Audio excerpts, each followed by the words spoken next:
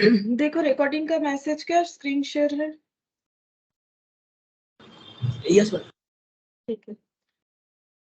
अच्छा देखो, हम लोग ज्वाइंट प्रोडक्ट बाई प्रोडक्ट जो स्टार्ट किए थे उसी को कंटिन्यू करेंगे, जिसमें ये कुछ क्वेश्चंस हमारा बाकी था। ठीक है, तो ये 2, 3, 4 ये करने के बाद हम लोग अगर टाइम रहेगा तो सर्विस कॉस्टिंग जो है वो स्टार्ट करेंगे।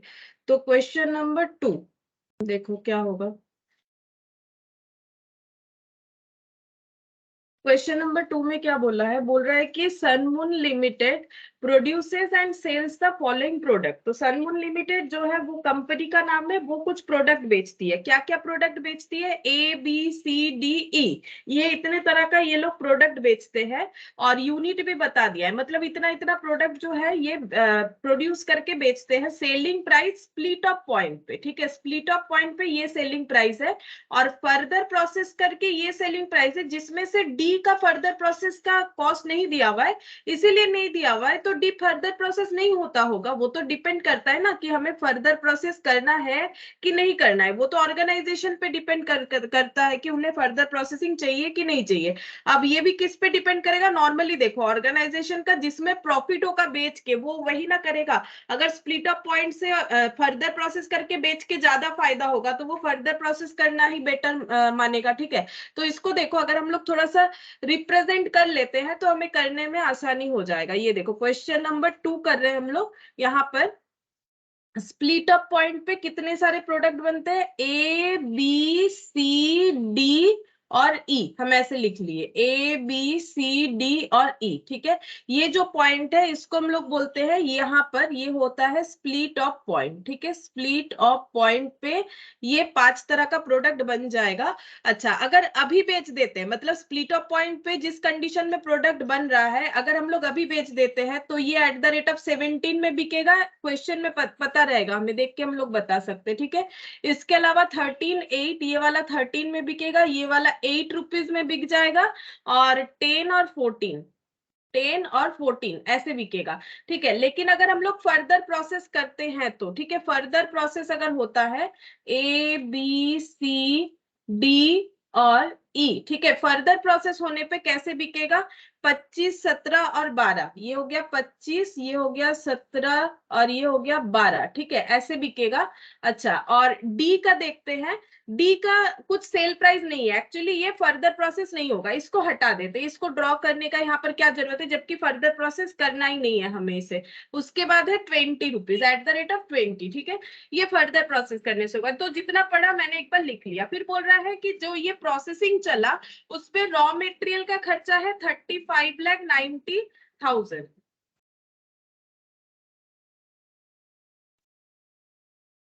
Good morning Pankaj. Good morning ma'am. 35,90,000। ठीक है, यहाँ पर रॉ मेटेरियल का खर्चा हो रहा है 35,90,000। ठीक है, ये रॉ मेटेरियल का खर्चा।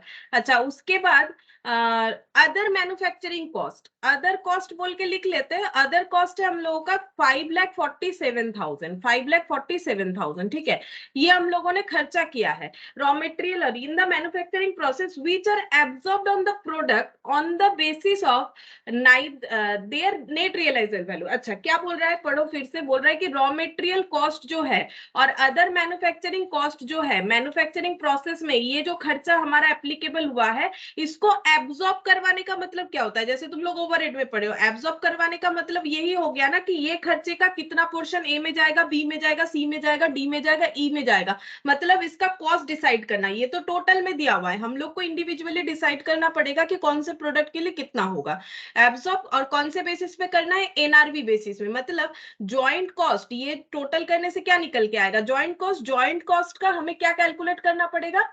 एनआरवी बेसिस पे अपोर्शन करना पड़ेगा, एनआरवी बेसिस पे अपोर्शन करना पड़ेगा। अब ये कैसे होता है? क्योंकि हम लोग लास्ट दिन पढ़ चुके हैं कि कितने सारे मेथड होते हैं। देखो यहाँ पर हम लोगों ने सारे मेथड पे कुछ कुछ क्वेश्चंस किया था, मार्जिनल कॉस्ट मेथड और NRV method, physical unit method, average cost unit method. ये देखो यहाँ पर मिल जाएगा नेट रियलाइजेबल वैल्यू मेथड। उसमें क्या करना पड़ता है? Final sales value of output लेना पड़ेगा, मतलब फर्दर प्रोसेसिंग के बाद, और फर्दर कॉस्ट यहाँ पर लेस करना पड़ेगा।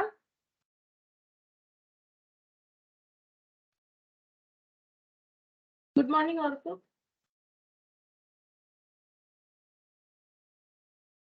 अच्छा, सेलिंग डिस्ट्रीब्यूशन का एक्सपेंसेस लेस करना पड़ेगा, ठीक है, फिर एनआरबी में डिस्ट्रीब्यूट करना पड़ेगा। तो मेथड ये वाला है। चलो, हमें बता दिया है कौन सा मेथड से करना है। जैसे कि मैंने लास्ट दिन भी बोला था, क्वेश्चन ना हमें बताएगा कि कौन सा मेथड फॉलो करना है, हम लोग अपने हिसाब से थोड़ी ना कर सकते हैं।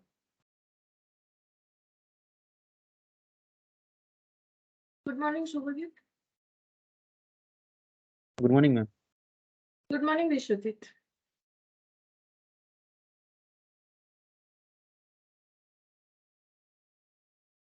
तो 1 मिनट हम कैलकुलेटर ओपन कर लेते हैं। यहाँ पर देखते हैं, देखो टोटल कितना हो रहा है, 35,90,000 प्लस 5,47,000। तो ये टोटल करने से हो रहा है 41,37,000। मतलब ये खर्चा हमें ये सारे प्रोडक्ट पे अपोर्शन करना पड़ेगा एनआरवी बेसिस पे, ठीक है। अच्छा, अब यहाँ पर हमें आगे देखना चाहिए क्या बोल रहे हैं। The further processing cost A B C और ई का दिया हुआ है, दिया हुआ तीनों का, चारों का ही होगा क्योंकि डी फर्दर प्रोसेस नहीं हो रहा है। तो ए बी सी ये सब प्रोडक्ट का फर्दर प्रोसेस करने का खर्चा है 12,50,000। यहाँ पर ये जो फर्दर प्रोसेस हुआ 12,50,000 का कॉस्ट लगा। ये कॉस्ट लगेगा तभी ना ये 17 की जगह 25 पे बिकेगा। अच्छा, उसके अलावा कम पे भी हो सकता है। अगर कम पे होगा तो हमें ये डिसीजन लेना चाहिए कि हम लोग बेचेंगे नहीं, ठीक है, फर्दर प्रोसेस करके नहीं बेचेंगे, उसके पहले स्टेज में ही बेच देंगे। 1.5 लाख उसके बाद वाले प्रोडक्ट का फर्दर प्रोसेसिंग कॉस्ट है 1.5 लाख। उसके बाद वाले 50,000 और 1,50,000, 50,000 और 1,50,000 यहाँ पर लिखते हैं, ठीक है।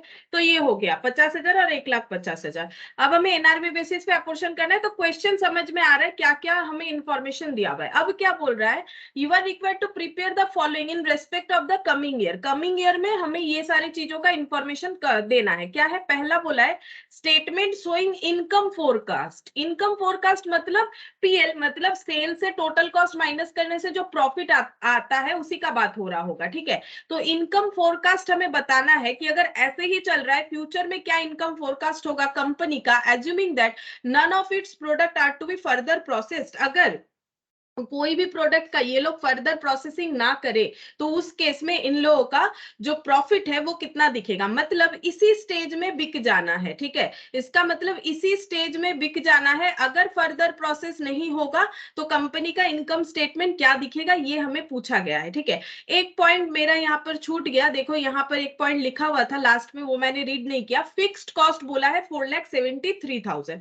अब देखो नॉर्मली फिक्स्ड कॉस्ट क्या होता है, इसी में हमें मिक्सड अप करके ही बता देता है, ज्वाइंट कॉस्ट में ही। अभी यहाँ पर हमें अलग से फिक्स्ड कॉस्ट बताया है और उसका वैल्यू बता रखा है 4,73,000। ये भी ज्वाइंट कॉस्ट का ही पार्ट है। लेकिन अगर क्वेश्चन में, ये पॉइंट हमेशा याद रखो, अगर क्वेश्चन में हमें अलग से फिक्स्ड कॉस्ट को बता रहा है तो हम लोग फिक्स्ड कॉस्ट को कैसे यूज करेंगे, एक्चुअली हमें यहाँ इनकम स्टेटमेंट चाहिए। इनकम स्टेटमेंट मतलब प्रॉफिट। तो सेल से टोटल कॉस्ट माइनस करने से प्रॉफिट आएगा। और टोटल कॉस्ट का मतलब कौन कौन सा कॉस्ट होता है, वेरिएबल कॉस्ट और फिक्स्ड कॉस्ट, है ना। हम लोग के कॉस्टिंग में अलग अलग तरीके का कॉस्ट होता है, लेकिन यहाँ पर हमें वेरिएबल और फिक्स्ड का ही बात किया जाएगा। तो सेल से हम लोग वेरिएबल कॉस्ट भी माइनस करेंगे और फिक्स्ड कॉस्ट। ये देखो, ये वेरिएबल कॉस्ट होता है, raw material. Other manufacturing cost था तो ये हम लोग का वेरिएबल ही होगा, चाहे इनडायरेक्ट हो तो हो सकता है, ठीक है, हमें कंफर्म तो नहीं पता। तो अगर प्रॉफिट पता करना है तो सेल से वेरिएबल कॉस्ट फिक्स्ड कॉस्ट दोनों लेस करना पड़ेगा।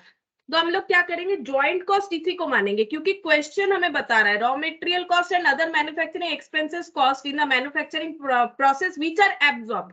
एब्जॉर्ब किसे करवाना है, इसे एब्जॉर्ब करवाना है। एब्जॉर्ब किसे करवाते हैं, ज्वाइंट कॉस्ट को करवाते हैं। मतलब ज्वाइंट कॉस्ट ये दोनों मिला के करना है, इसको नहीं ऐड करना है, ठीक है, इसको ऐड नहीं करना है क्योंकि क्वेश्चन हमें बता दिया है कि ज्वाइंट कॉस्ट को ही एब्जॉर्ब करवाया जाता है और इसी दोनों कॉस्ट को एब्जॉर्ब करवाना है। मतलब बस यही दोनों मेरा एब्जॉर्ब ज्वाइंट कॉस्ट है। और लास्ट वाला जो फिक्स्ड कॉस्ट दिया हुआ है, अगर क्वेश्चन में अलग से दिया हुआ रहता है तो उसे हमें लास्ट में माइनस करना पड़ता है, ठीक है।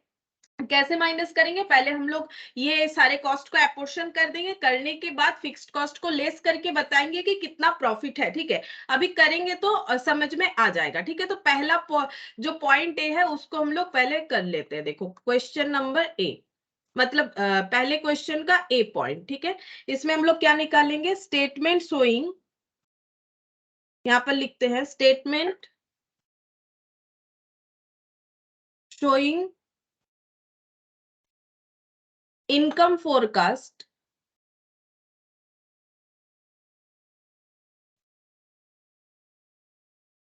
forecast of the company, assuming that none of its products are further processed.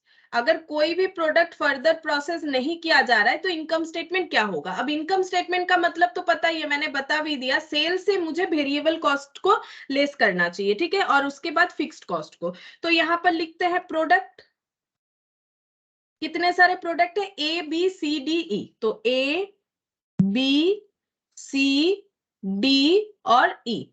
तो पहले सेल्स को रिकॉर्ड करेंगे, सेल्स। अब सेल्स कैसे निकालेंगे? फर्दर प्रोसेस अगर नहीं होगा तो बिकेगा कितने में? 17, 13, 8, 10 और 14। लेकिन क्वांटिटी कितना कितना है? 2,30,000 ऐसे करके दिया हुआ है। तो हम यहाँ पर लिख के दिखाते हैं, देखो पहला हो जाएगा 2 लाख इंटू 2 लाख इंटू, हम यहाँ से देख के लिखते हैं, ठीक है, मेरा यहाँ से देख के लिखने में आसानी रहेगा। 2 लाख इंटू 17, ठीक है, 2 लाख इंटू 17। क्यों 17 ही किया? क्योंकि ये स्प्लिट अप पॉइंट वाला है, वही हमें पूछा है। फर्दर प्रोसेस करके कितना होगा वो नहीं पूछा है, तो जैसे पूछा है वैसे ही करना पड़ेगा, ठीक है। अच्छा, ये हो गया। फिर 30,000 इंटू 13, 30,000 इंटू 13। अच्छा, सी का देख लेते हैं, 25 इंटू 8, डी का है हम लोग का 20 इंटू 10, और ई का है 75 इंटू 14। अच्छा, अब इसका वैल्यू निकाल के देखते हैं। देखो ये हो जाएगा हम लोग का 34 लाख। ये सब कैसे आ रहा है? ये रुपीज में आ रहा है, ठीक है, 34 लाख। और कैसे करके किया है? अगर तुम लोग चाहो तो इसको ऐसे लिख सकते हो, unit into cost per unit, ठीक है, कॉस्ट पर यूनिट। ये मल्टीप्लाई किया है, आंसर हम लोग का रुपीज में आ रहा है 34 लाख। 13 इंटू 3 हो जाएगा हम लोग का 3,90,000, और 25 इंटू 8 200, और ये 3 जीरो मतलब 2 लाख, ठीक है, ये भी 2 लाख हो जाएगा। और ये 75 इंटू 14, तो ये हम लोग का बन जाएगा 1050, और पीछे 3 जीरो, ठीक है। एक बार तुम लोग भी ना थोड़ा सा देखते जाओ कि मेरा कहीं टोटल मतलब ये कैलकुलेशन गलत नहीं हो जाए, ठीक है, नहीं तो पूरा फिर से ठीक करना पड़ेगा। अच्छा, ये हो गया सेल्स। अब हमें पता करना है कि हम लोग का प्रॉफिट कितना है, तो सेल्स से वेरिएबल कॉस्ट और फिक्स्ड कॉस्ट को लेस करेंगे। तो क्या क्या कॉस्ट हम लोग का यहाँ पर लेस होगा? जैसे कि मैंने बोला, fixed cost at last total के हिसाब से हम लोग लेस कर देंगे। यहाँ पर ना टोटल भी कर लेते हैं एक बार, क्योंकि फिक्स्ड कॉस्ट को जब हम लोग कैलकुलेट करेंगे हमें टोटल कॉलम रहने से ठीक रहेगा। तो 34 लाख, 3,90,000, 2 लाख, 2 लाख, 4 लाख, 14,50,000, ठीक है, 52,40,000 टोटल करने से इतना आ रहा है। अच्छा, अब कौन सा कॉस्ट लेस करेंगे? मुझे ये बताओ कि कौन सा कॉस्ट लेस करेंगे, क्योंकि हम लोग यहाँ पर बेच रहे हैं, इस सिचुएशन में बेच रहे हैं, तो कौन सा कॉस्ट लगा है? ये ज्वाइंट कॉस्ट। इस ज्वाइंट कॉस्ट को हमें इस पे अप्लाई करना पड़ेगा। कौन से मेथड से? एनआरवी मेथड से। एनआरवी मेथड से अप्लाई करके सब पे अलग अलग कॉस्ट को फाइंड आउट करेंगे, फिर कॉस्ट को माइनस करेंगे, और ये कौन सा कॉस्ट माइनस हो जाएगा? वेरिएबल। उसके बाद टोटल में फिक्स्ड कॉस्ट को लेस कर देंगे। मतलब अभी हमें क्या लेस करना पड़ेगा? लेस करना पड़ेगा ज्वाइंट कॉस्ट। यहां से लेस कर देते हैं ज्वाइंट कॉस्ट, ठीक है। इसका बनाएंगे वर्किंग नोट, क्योंकि एनआरबी मेथड से हमें क्या करना पड़ेगा? ज्वाइंट कॉस्ट को लेस करना पड़ेगा। ये पूरा पेज ही हम रख देते हैं, नेक्स्ट पेज में हम वर्किंग नोट बना लेते हैं, वर्किंग नोट नंबर 1, जहां पर एनआरबी बेसिस पे हम लोग ज्वाइंट कॉस्ट को अपोर्शन करेंगे, ठीक है। तो यहां पर लिखते हैं अपोर्शनमेंट ऑफ,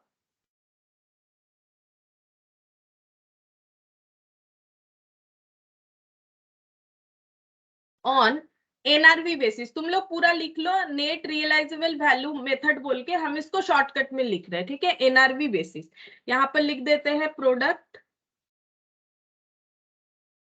अच्छा, एनआरवी में कैसे होता है? देखो ऐसे लिखेंगे, देखो ऐसे लिखने से मुझे ज्यादा समझाने में आसानी रहेगा। ए बी सी डी ई ऐसे नहीं लिख के हम ऐसे लिखते हैं, A B C DE NRV method में क्या करना पड़ता है, देखो हम लोगों ने लास्ट दिन किया था ना, ये देखो हम दिखवा देते हैं एनआरबी मेथड कैसे फॉलो किया जाता है। पहले एस्टिमेटेड फाइनल सेल्स वैल्यू लेंगे माइनस फर्दर कॉस्ट, और अगर कोई सेलिंग डिस्ट्रीब्यूशन होगा तो वो, इस क्वेश्चन में भी सेलिंग डिस्ट्रीब्यूशन नहीं है तो फर्दर कॉस्ट को लेस करने से हम लोगों को एनआरबी मिल जाएगा। ठीक है, तो कौन सा वैल्यू लेना पड़ेगा, फाइनल सेल्स वैल्यू लेना पड़ता है, मतलब ये वाला एनआरबी जब भी करोगे तो फाइनल सेल्स वैल्यू से लेस करना पड़ता है।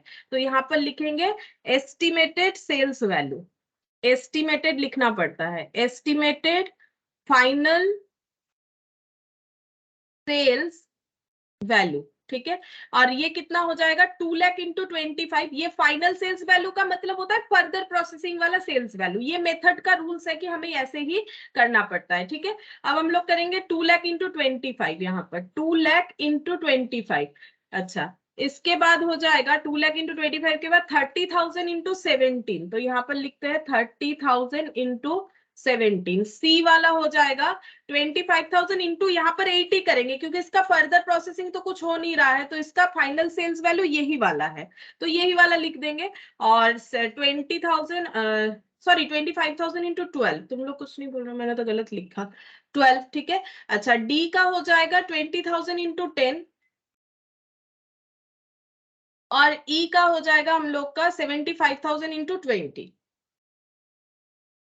अब देख लेते हैं कितना आ रहा है, ये हो गया 25 इंटू 2, 50 लाख। अच्छा ये 50 लाख हो जाएगा। अच्छा ये वाला कितना हो जाएगा 5,10,000। अच्छा 25 इंटू 12, तुम लोग भी थोड़ा करते जाओ, मुझे बता दोगे तो जल्दी हो जाएगा। 25 इंटू 12 ये कितना हो जाएगा 300, और ये 30 मतलब 3 लाख, ये हो गया 2 लाख, ये हो गया 15 लाख 15 होगा। लाख। हाँ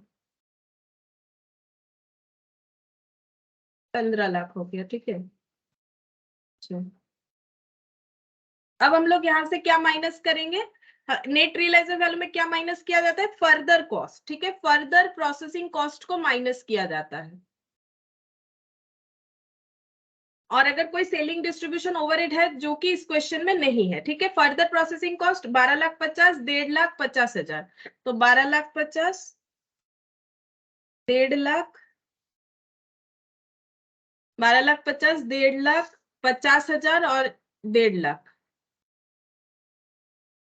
इसमें नहीं होगा, और ये 1,50,000 माइनस करने से क्या आ जाएगा एनआरबी, यहाँ सेलिंग डिस्ट्रीब्यूशन नहीं था तो नहीं लेंगे। एनआरबी, एनआरबी कितना कितना आ रहा है, ये माइनस करने से 50 लाख और 12,50,000 कितना होगा 75,000 7 7 लाख। हाँ 37 लाख होंगे। 33,50,000। हाँ 37,50,000। अच्छा ये वाला, ये कितना होगा 3,60,000, ये तो हो जाएगा 2.5 लाख, ये 2 लाख, जैसा है वैसा रहेगा, और ये 13 लास्ट लाख 13,50,000। 13,50,000। अच्छा अब ये एनआरवी का रेशियो करना है, और इस रेशियो में हमें जॉइंट कॉस्ट को डिस्ट्रीब्यूट करना है। देखो यही चीज मैंने सिखाया था लास्ट दिन, ये देखो हम लोगों ने किया भी था क्वेश्चन, फिर भी हम एक बार फिर से दिखा देते हैं। ये देखो एनआरवी निकलेगा, सबका अलग अलग एनआरवी, एनआरवी का रेशियो बनाओ, रेशियो बना के फिर जॉइंट कॉस्ट को डिस्ट्रीब्यूट कर दो, क्योंकि वही वाला मेथड करने बोला है।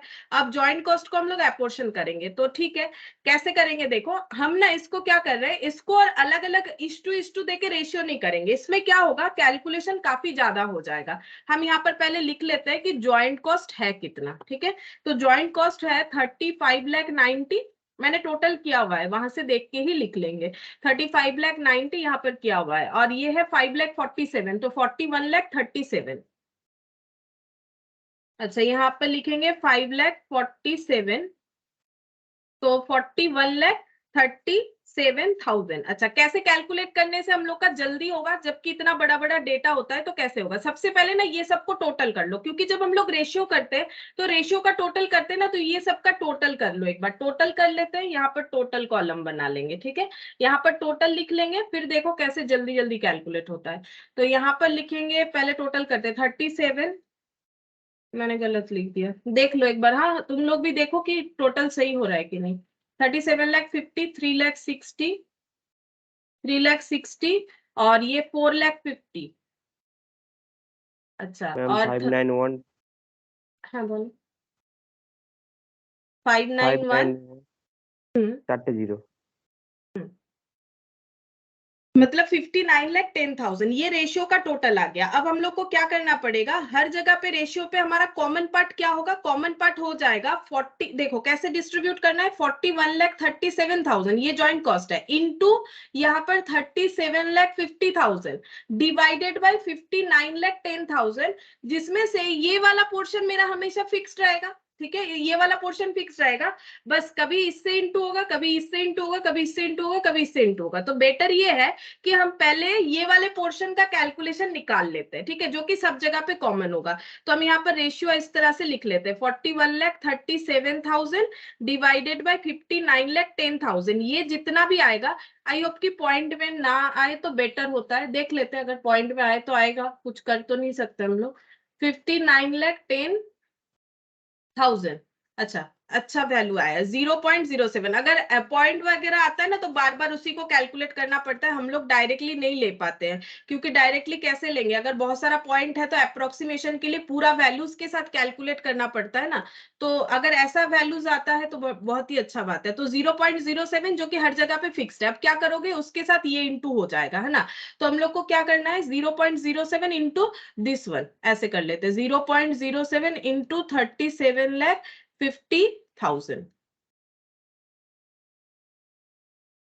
तो ये हो गया 2,60,000, नहीं 2 लाख तो नहीं होना चाहिए, 26 लाख, मुझे मैंने शायद गलत लिखा होगा, एक मिनट, 37,50,000 इतना ही होगा, एक जीरो कम लिखा है क्या मैंने, 37,50,000 है इंटू 0.07, लेकिन आंसर तो बोल रहे 26,25,000, कुछ तो गलत लिखा होगा, मैंने डिवाइड करने में गलत किया है क्या। 41,37,000, 59,10,000 इंटू 37,50,000, आंसर बोल रहा है 26। 0.7 है डिवाइड ओ, करना। अच्छा इसीलिए 0.7 आ रहा है, मैंने 0.7 ले लिया इसीलिए एक जीरो कम आ जा रहा है। हाँ अब ठीक होगा, 26,25,000। अच्छा अब ठीक है, चलो इसी तरह से हमें बाकी भी करना है, 3,60,000 इंटू 0.7। तो एक काम करते हैं, अच्छा ऐसे डायरेक्टली कर लेते, 3,60,000 इंटू 0.7, तो ये हो गया 2,52,000, हाँ ये सही आ रहा है, 2,52,000। अच्छा इसके बाद 2,50,000 इंटू 0.7, 1,75,000। अच्छा 1,75,000, हाँ सही बात, 2 लाख इंटू 0.7 मतलब 1,40,000। 1,40,000, हाँ 1,40,000। अच्छा और ये वाला 13,50,000 इंटू 0.7, 9,45,000। 9,45,000। ठीक है, तो हम लोगों ने ज्वाइंट कॉस्ट जो है इंडिविजुअली आइडेंटिफाई कर लिया कि कितना होगा। अब इसको हमें क्या करना पड़ेगा, यहाँ से लेस करके दिखाना पड़ेगा, ठीक है। तो इसको लेस कर देते हैं, तो यहाँ पर क्या क्या आया, पहला आया 26,25,000, उसके बाद आया 2,52,000, उसके बाद 1,75,000, एक बार रीचेक, 2,52,000, 1,75,000, 1,40,000 और 9,45,000, 1,40,000 और 9,45,000, ठीक है। अच्छा अब हम लोग को क्या करना पड़ेगा, ये हम लोग कौन सा सॉल्व करें, अगर फर्दर प्रोसेस नहीं हो रहा है, ठीक है, तो ये सबको माइनस कर देंगे, माइनस करने से हम लोग को क्या मिलेगा, माइनस करने से हम लोग को मतलब सेल से ये जॉइंट कॉस्ट लेस कर रहे हैं, तो हम लोग को क्या मिलेगा, वेरिएबल कॉस्ट मिल सकता है, सॉरी कंट्रीब्यूशन मिल सकता है, क्योंकि जब वेरिएबल कॉस्ट लेस करते हैं तो कंट्रीब्यूशन निकलता है, बट यहाँ पर लिखना जरूरी नहीं है, ठीक है, जस्ट माइनस कर दो और टोटल में फिक्स्ड कॉस्ट को माइनस कर देंगे, ठीक है। तो यहाँ पर 34 लाख माइनस 26,25,000, तो ये हो गया 7,75,000। अच्छा ये कितना हो जाएगा, 1,30,000, हाँ 1,38,000, ये वाला 25, हाँ यस मैम। 60,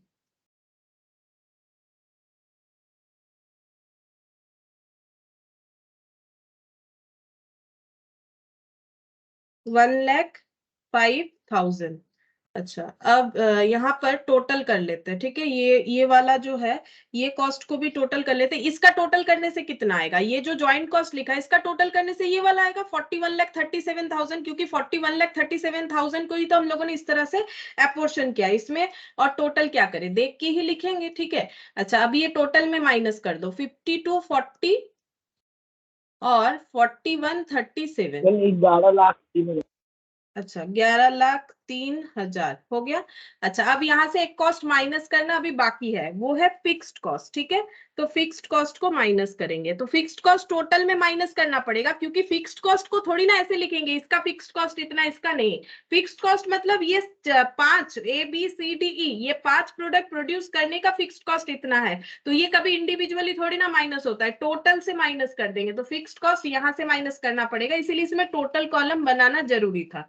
that is 4,73,000। अब ये माइनस कर दो, माइनस करने से हम लोग को इनकम स्टेटमेंट यानी प्रॉफिट पता चल जाएगा 6,30,000। अगर फर्दर प्रोसेस नहीं किया जाता है, इन दैट केस प्रॉफिट इतना होगा। अब इसको मतलब स्ट्रक्चर को पूरा करने के लिए ऐसे लिखा जाएगा, ठीक है। और इसको हम लोग लिखेंगे यहाँ पर प्रॉफिट, इनकम स्टेटमेंट निकालने के लिए बोला है। हो गया पहला वाला क्वेश्चन हम लोग का कंप्लीट। अगर हम लोग फर्दर प्रोसेस नहीं करते हैं तो प्रॉफिट कितना होगा ऑर्गेनाइजेशन का, तो हम लोगों ने निकाल लिया। अगर फर्दर प्रोसेस नहीं करेंगे तो एक ही कॉस्ट लगता है, दैट इज ज्वाइंट कॉस्ट। उसको कैसे अपोर्शन करना है क्वेश्चन हमें बताएगा। हम लोगों ने क्वेश्चन को फॉलो किया, आंसर निकाल लिया। अगर हम लोग फर्दर प्रोसेस नहीं करते हैं, इन दैट केस प्रॉफिट इतना हो जाएगा। सेकेंड क्वेश्चन बोला है statement showing income forecast of the company assuming that product A B C and E are to be further process. ये तो बोलेगा ही, डी का बात नहीं बोलेगा, क्योंकि डी ये लोग फर्दर प्रोसेस नहीं कर रहे हैं। तो अगर फर्दर प्रोसेस करते हैं तो कितना प्रॉफिट होगा ये बता दो। मतलब यही वाला चीज फिर से करेंगे, लेकिन यहाँ पर अगर फर्दर प्रोसेस करेंगे तो ये कॉस्ट भी लेस होगा। जब फर्दर प्रोसेस करेंगे और प्रॉफिट चाहिए, तब टोटल कॉस्ट में ज्वाइंट कॉस्ट के अलावा भी कुछ कॉस्ट आएगा, that is further processing cost. यहाँ बेचेंगे तो ये कॉस्ट भी लगेगा, ये तो लगेगा, ये भी लगेगा। अब कैसे करके कॉस्ट को अपोर्शन करना है कुछ नहीं बताया, तो वो एनआरबी वाला ही होगा। मतलब एक ही वर्किंग नोट से हमारा काम हो जाएगा। यानी अभी हमारा स्ट्रक्चर कैसे बनेगा, sales minus joint cost minus further cost, और उससे हमें कैलकुलेट करना पड़ेगा। देखते हैं इस जगह पे हो जाएगा, अगर छोटा छोटा करके लिखेंगे तो हो जाएगा। यहाँ पर लिखते हैं statement showing income forecast if A, B, C, E are further processed.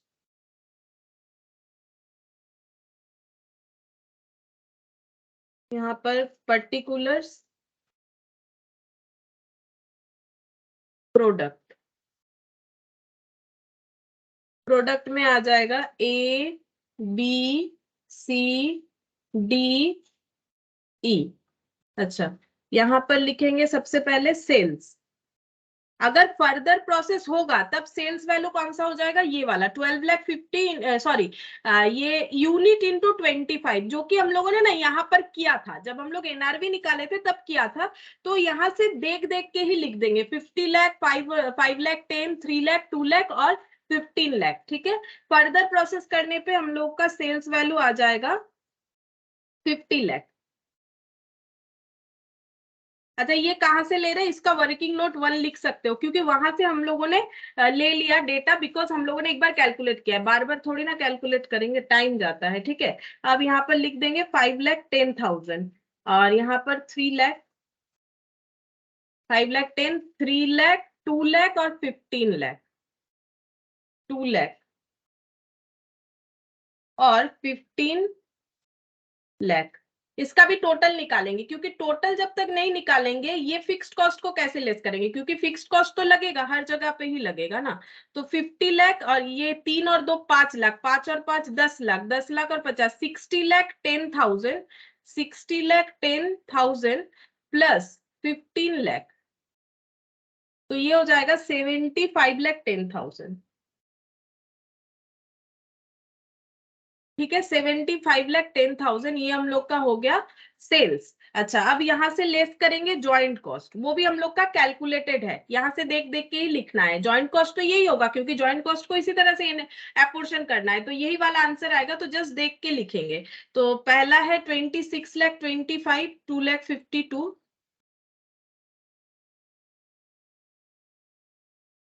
2,52,, 1,75,, 1,40,,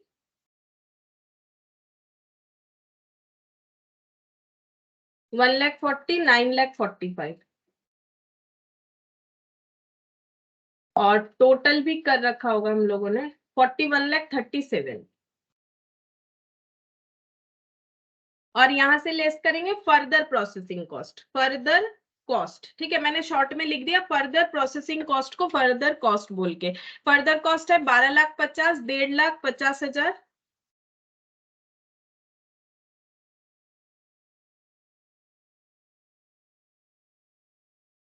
D का फर्दर प्रोसेस है नहीं, ई का है 1,50,000।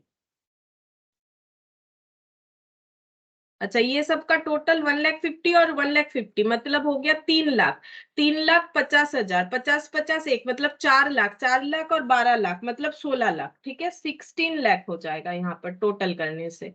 अच्छा, ये हम लोग का हो गया, सारे कॉस्ट हम लोगों ने लेस कर दिया। अब लेस कर लेते हैं तो हम लोग को मिल जाएगा जो प्रॉफिट निकल के आएगा, और लास्ट में हम लोग क्या करेंगे, फिक्स्ड कॉस्ट को लेस कर देंगे यहाँ पर, ठीक है। तो यहाँ देख लेते कितना कितना आ रहा है। तुम लोग, हम ये वाला कर रहे हैं, तुम लोग दूसरा दूसरा कैलकुलेट करो, मुझे बता दो, हम लिख लेंगे।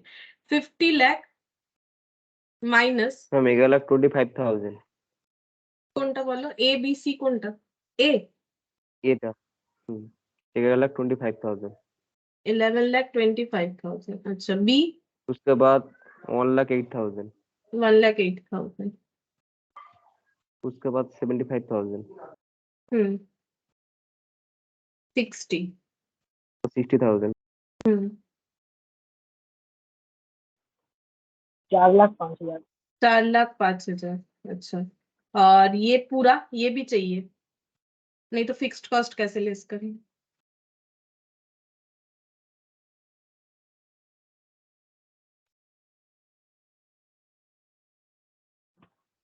मैम 17,73,000। अच्छा, 1773 ये हो गया। अब बचा है फिक्स्ड कॉस्ट, ठीक है, ये फिक्स्ड कॉस्ट नहीं है, कंफ्यूज मत हो जाओ, ये फर्दर हम लिख ही देते, नहीं तो बाद में तुम लोग नहीं समझ पाओगे। फर्दर कॉस्ट है, ठीक है, फिक्स्ड कॉस्ट ऐसे, वो दोनों ही F.C हो रहा है ना, तो फिक्स्ड कॉस्ट तो उतना ही रहेगा, 4,73,000। अब इसमें से माइनस कर दो, प्रॉफिट निकल के आ जाएगा। ये माइनस करने से कितना होगा, 13,00,000, ठीक है। ये 13,00,000 क्या निकल के आ गया, प्रॉफिट, ठीक है। यहाँ पर ना हम प्रॉफिट यहाँ लिख देते हैं, तुम लोग इसी तरह से प्रेजेंटेशन करो जैसे मैंने पहले वाले को किया है। कॉपी में तो जगह होगा, अगर नहीं है तो बात अलग है, लेकिन प्रेजेंटेशन ऐसे करना है, ठीक है। ये फिक्स्ड कॉस्ट हो गया ना, इसके नीचे यहाँ पर प्रॉफिट लिखने से बेटर प्रेजेंटेशन होगा, और ये सब में ऐसे लाइन लगा सकते हैं। तो ये दोनों हम लोग का अलग अलग मिल गया कि अगर हम लोग फर्दर प्रोसेस करके नहीं बेचते हैं तो इतना कमाएंगे, अगर फर्दर प्रोसेस करके बेचते हैं तो इतना कमाएंगे। तो हमें क्या करना चाहिए, फर्दर प्रोसेस करें या ना करें, कंपनी को अगर एडवाइस करना हो तो क्या करेंगे, ये देख के बता सकते हो, क्योंकि यहाँ पर आगे वैसा ही कुछ पूछा होगा। बोलो, हमें फर्दर प्रोसेस करना चाहिए कि नहीं करना चाहिए? करना चाहिए।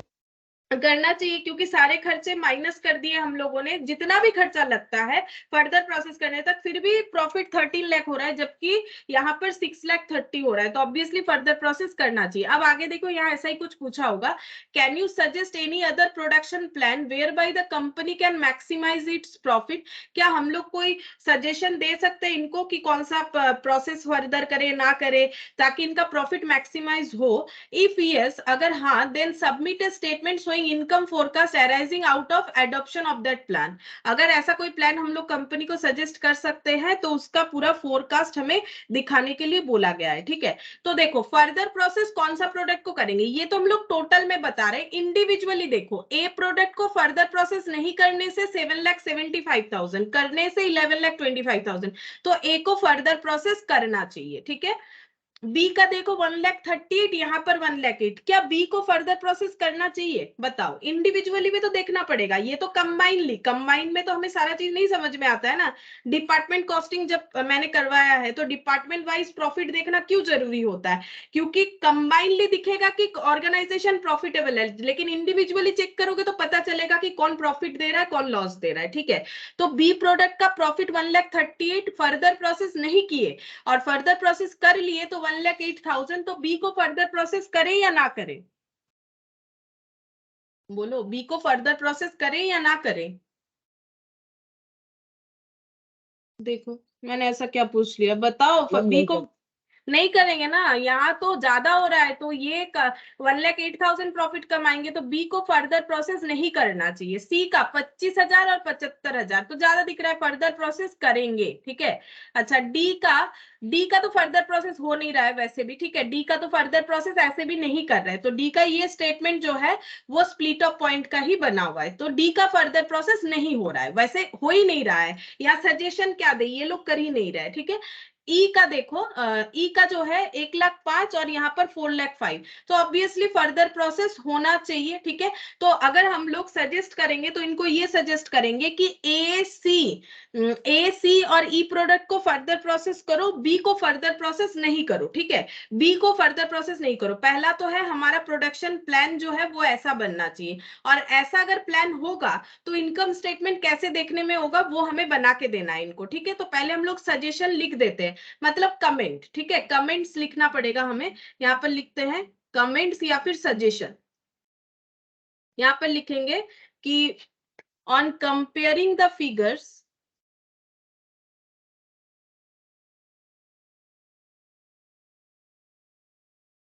Of excess revenue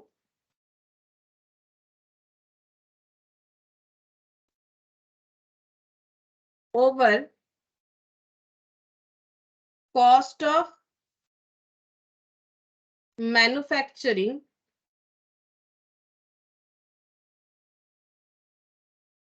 in the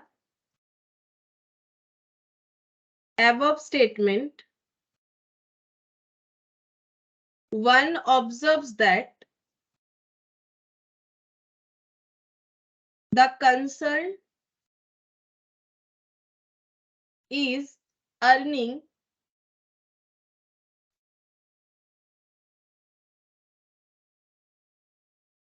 more after further process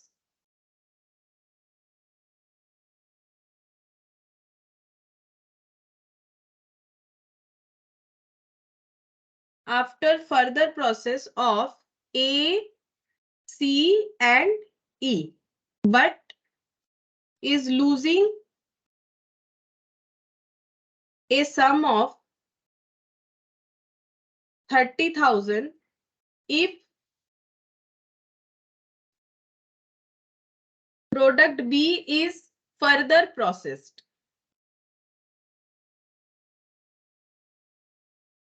ये देखो बी का यहाँ पर देखो 1,38,000 और 1,08,000, तो डिफरेंस कितना हो रहा है 30 का। अगर फर्दर प्रोसेस कर दिया बी को तो 30,000 का प्रॉफिट जो है वो लॉस हो जाएगा। तो हम लोग अपना प्लान समझा रहे हैं कंपनी को कि आपको कौन सा फर्दर प्रोसेस करना चाहिए और कौन सा नहीं करना चाहिए और क्यों। अगर आप बी को फर्दर प्रोसेस करते हैं तो आपका 30,000 का लॉस हो जाएगा। ठीक है, अच्छा यहाँ पर लिखते हैं hence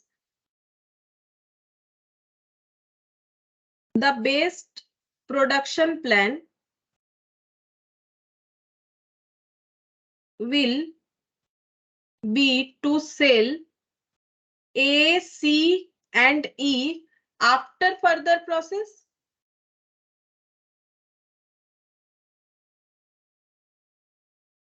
and B and D at split up point। ठीक है, वैसे डी होने वाला नहीं है, फिर भी जब हम लोग 5 प्रोडक्ट का प्लान बताएंगे तो डी के लिए बोलेंगे भाई स्प्लिट ऑफ पे करना है, क्योंकि इसका तो आप लोगों ने फर्दर प्रोसेस का कुछ डेटा नहीं दिया है, तो ये स्प्लिट ऑफ पे बिकेगा।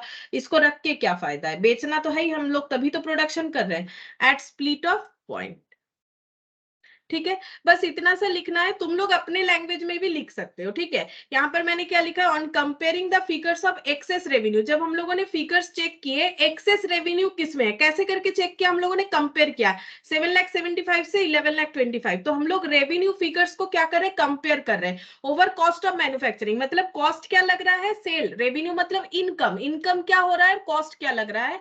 तब हम लोगों ने ये ऑब्जर्व किया दैट ये कंसर्न ज्यादा मतलब ये जो ऑर्गेनाइजेशन है वो सबसे ज्यादा प्रॉफिट तभी कमा सकता है अगर एसीई को फर्दर प्रोसेस करेगा बट बी को नहीं करेगा, क्योंकि बी को करने पे इसका 30,000 का जो है लॉस दिखेगा, मतलब 30,000 का प्रॉफिट कम दिखेगा, लॉस नहीं प्रॉफिट कम दिखेगा, तो लॉस ही मान सकते हैं। तो इसीलिए ए बी को एसीई को फर्दर प्रोसेस करना चाहिए जबकि डीई को नहीं करना चाहिए। ये तो हम लोगों ने प्लान समझा दिया। अब इस प्लान के हिसाब से हमें स्टेटमेंट भी बना के दिखाना है। ठीक है, तो यहाँ पर बनाएंगे profit statement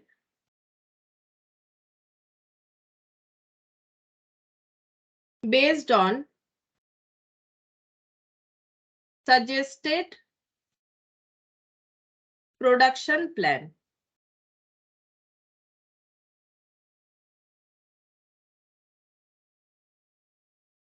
A B C D E sales. तो ए को हम लोग क्या करेंगे, फर्दर प्रोसेस करेंगे, मतलब ए का हो जाएगा 2 लाख इंटू 25। अच्छा, बी को हम लोग फर्दर प्रोसेस नहीं करेंगे यानी 30,000 इंटू 13। सी को भी हम लोग फर्दर प्रोसेस करेंगे यानी 25,000 इंटू 12।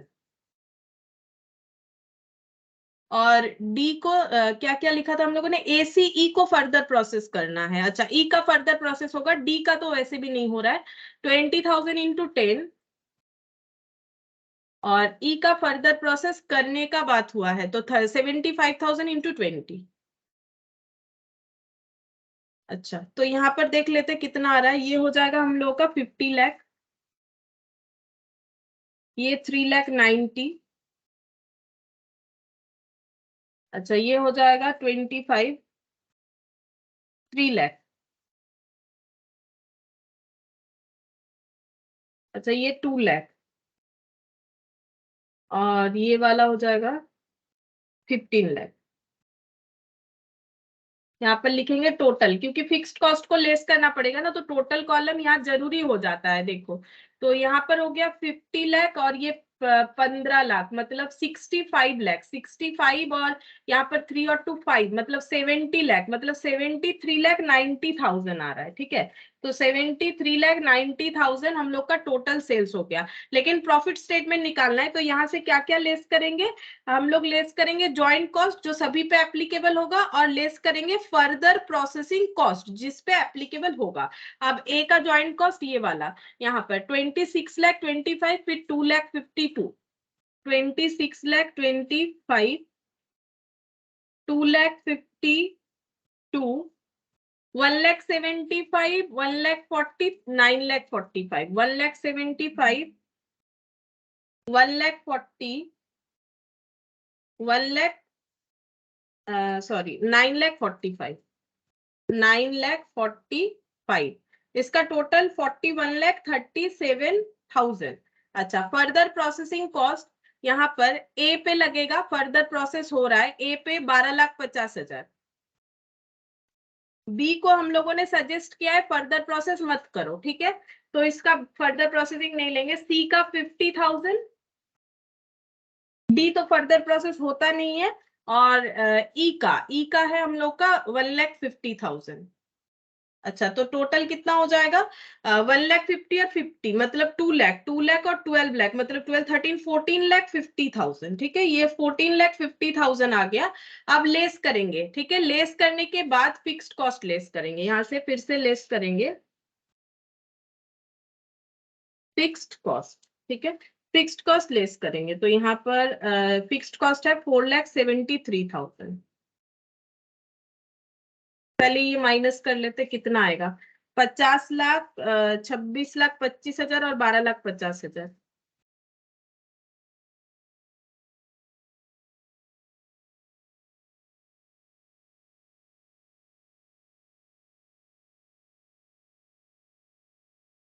मैम 11,25,000। अच्छा 11,25,000। ये वाला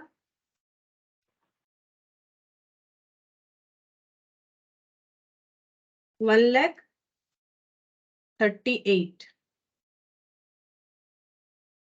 30 लाख, 1,75,000, नहीं 3 लाख है ना ये।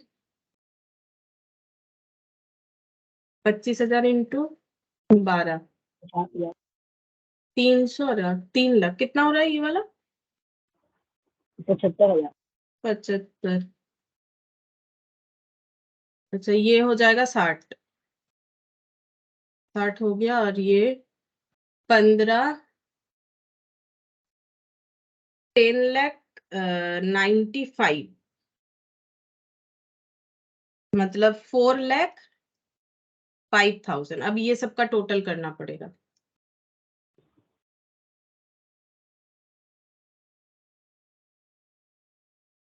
मैम मैम बी में 3 लाख इंटू 17 होगा या फिर 13 होगा? किसमें? डी में।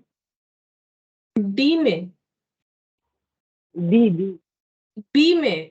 बी को तो फर्दर प्रोसेस नहीं करेंगे ना। बी को अगर फर्दर प्रोसेस करेंगे, नो मैम ऊपर वाला चलिए। हाँ हाँ यही वाला बोल रहे हैं। देखो हम लोगों ने डिसाइड किया, हम लोगों ने डिसीजन क्या दिया, अभी हमें बोला था ना अपना प्रोडक्शन प्लान बताओ, तो हम लोगों ने क्या डिसाइड किया, बी को फर्दर प्रोसेस करना चाहिए कि नहीं करना चाहिए, कंपेयर किया ना।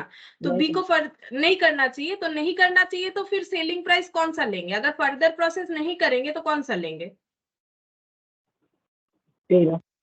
इसीलिए 13 ही लिया होगा मैंने, देखते हैं। यस हाँ मैम। ठीक है, समझ में आ गया। यस। अच्छा अब यहाँ पर टोटल कितना हो रहा है चेक कर लेते हैं। 18, सही बात ही नहीं, पता नहीं, 18,03,000। हाँ सही बात है। 4,73,000 फिक्स्ड कॉस्ट लेस कर देते हैं।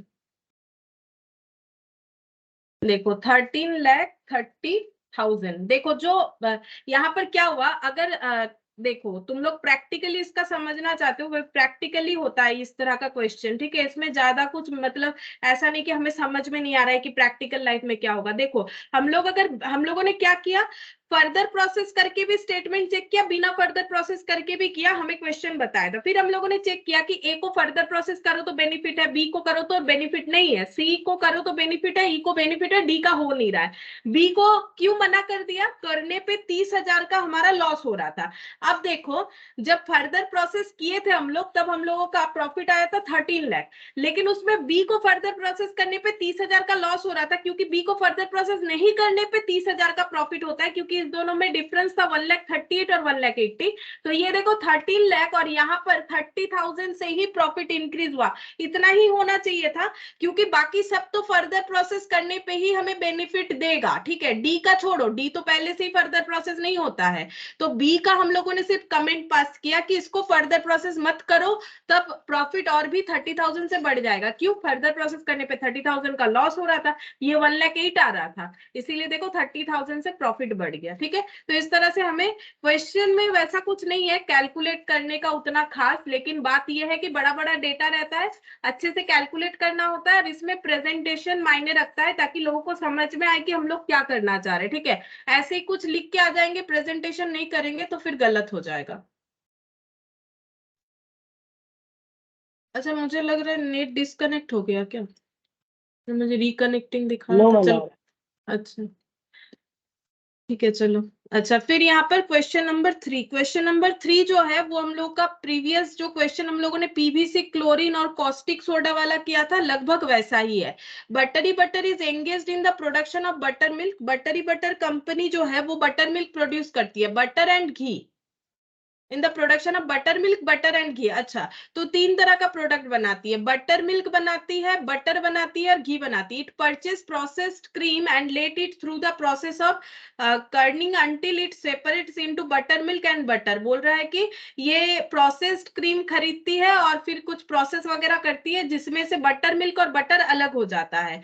For the month of Jan, Buttery Butter purchase 50 kilolitre processed cream at the rate of 100 per 1000 ml। conversion cost 1 lakh were incurred up to the split up point where two sellable products were produced, that is buttermilk and butter. Butter can be further processed into ghee. अच्छा तो देखो butter milk और butter जो है वो एक साथ produce होता है, फिर बटर को फर्दर प्रोसेस करके घी मिलता है। मतलब इसका जो ड्रॉ है वो कुछ इस तरह से होगा। यहाँ पर कंपनी का नाम क्या है, बटरी बटर, ठीक है, बटरी बटर, ये है ऑर्गेनाइजेशन का नाम।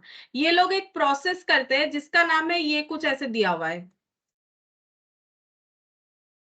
ठीक है, ये प्रोसेस करते हैं। ये प्रोसेस करने पे इनको प्रोसेस करके क्या मिलता है, यहाँ पर हम दिखाते हैं, स्प्लिट ऑफ पॉइंट पे दो प्रोडक्ट मिलता है, एक है बटर मिल्क और दूसरा है बटर, बटर मिल्क और दूसरा है बटर, ठीक है, ये मिल जाता है। और बटर को फर्दर प्रोसेस करने पे इनको मिल जाता है, ये देखो, butter can be further processed into ghee. Butter से क्या बन जाएगा, अगर फर्दर प्रोसेस करेंगे तो घी मिलेगा, ठीक है, तो यहाँ पर घी लिख दिया मैंने। अच्छा, अब इन्होंने जो ये प्रोसेस किया, इसके लिए ये लोग परचेस करते हैं प्रोसेस्ड क्रीम को, ठीक है, तो रॉ मेटेरियल क्या है इनका, प्रोसेस्ड क्रीम।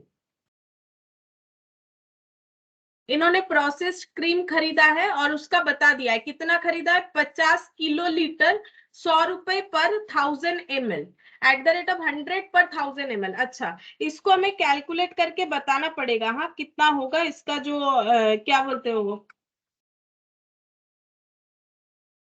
एक मिनट,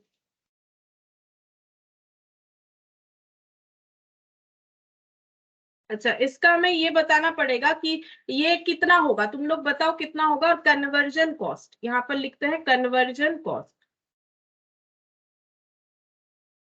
कन्वर्जन कॉस्ट डायरेक्टली बता दिया है 1 लाख रुपए, ठीक है। प्रोसेस क्रीम का कितना बनता है, कैलकुलेट करके मुझे बताओ। प्रोसेस क्रीम का कैसे दिया हुआ है एस्टिमेशन, बोल रहा है कि 100 रुपए पर 1000 ml, 1000 ml खरीदने पे 100 रुपए लगता है, तो 50 किलो लीटर पे कितना खर्चा लगा होगा, ये कैलकुलेट करके बताना है। बता सकते हो? पहले तो ये पता करना पड़ेगा कि 1 ml मतलब कितना किलो लीटर, ये बताओ। ये देखो 100 रुपए करके कितना खरीदा है, 100 रुपए है 1000 ml का, ठीक है, 100 रुपए है 1000 ml का, तो 100 इंटू 1000 ml। और अगर हमें मिलीलीटर में ट्रांसफर करना है किलो लीटर को, तो किलो से मिलीलीटर जाने में क्या, हाँ बोलो, किलो लीटर से मिलीलीटर में ट्रांसफर करते हैं तो कैसे करते हैं ये 10 पता, लाख मिलीलीटर। एक्चुअली मतलब करना क्या पड़ेगा ये बताओ, कैसे होता है, किलो लीटर से मिलीलीटर जाएंगे तो क्या करना पड़ेगा, मतलब मेरा मैम 1 क्वेश्चन, किलो लीटर में 1000 मिलीलीटर। हाँ 1 किलो, यही पूछ रहे थे, 1 किलो लीटर मतलब 1000 मिलीलीटर, ठीक है, तो इसका मतलब ये 1 किलो लीटर का कॉस्ट है, ये हम लोग बता सकते हैं कि 100 रुपए, क्योंकि 1 किलो लीटर कितना हो जाएगा टोटल करने से, ma'am 1 kilo litre equal to 1000 litre. हाँ 1 किलो लीटर, अच्छा 1 kilo litre equal to 1000 litre. अच्छा तो मिलीलीटर कैसे निकालेंगे, kilolitre, hectolitre, decalitre, litre, decilitre, millilitre, millilitre, तो 1000 से ज्यादा होगा ना। 1 litre equal to 1000 millilitre. 1 litre equal to 1000 millilitre, तो 1000 लीटर इक्वल टू कितना मिलीलीटर हो जाएगा, मैम 6 जीरो ऐड कर दो। 6 जीरो ऐड कर देंगे, एक मिनट। 100 रुपए पर 1000 millilitre, 50 kilo litre, 50 kilo litre मतलब कितना मिलीलीटर होगा, एक मिनट यहाँ पर देख लेते हैं, रुको, यहाँ पर देख लेते हैं गूगल में कितना होगा। यहाँ पर कैलकुलेट क्या करना है हम लोग को, कैलकुलेट करना चाहिए इसको मिलीलीटर में ट्रांसफर करेंगे, 1 किलो लीटर इक्वल टू कितना मिलीलीटर, ठीक है, 1 किलो लीटर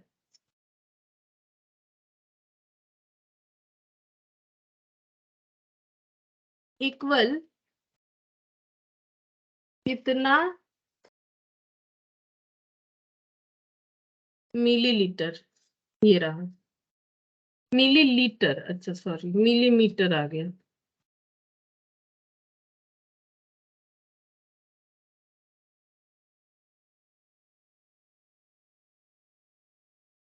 मीटर दिखा रहा है, ये क्या किलो लीटर है। 1 kilo litre to millilitre, 1 kilo litre यानी 1 लाख मिलीलीटर। 1 किलो लीटर यानी 1 लाख मिलीलीटर, 1 किलो लीटर यानी 1 लाख मिलीलीटर, ऐसा तो बोल रहा है। तो यहाँ पर 50 किलो लीटर 10 लाख था। 1 लाख इंटू 50 हो जाएगा, तो 50 लाख मिलीलीटर हो जाएगा।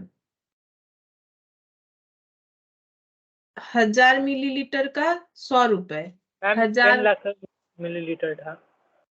हाँ 10 लाख, ओ ये 10 लाख था, हाँ ये 10 लाख था।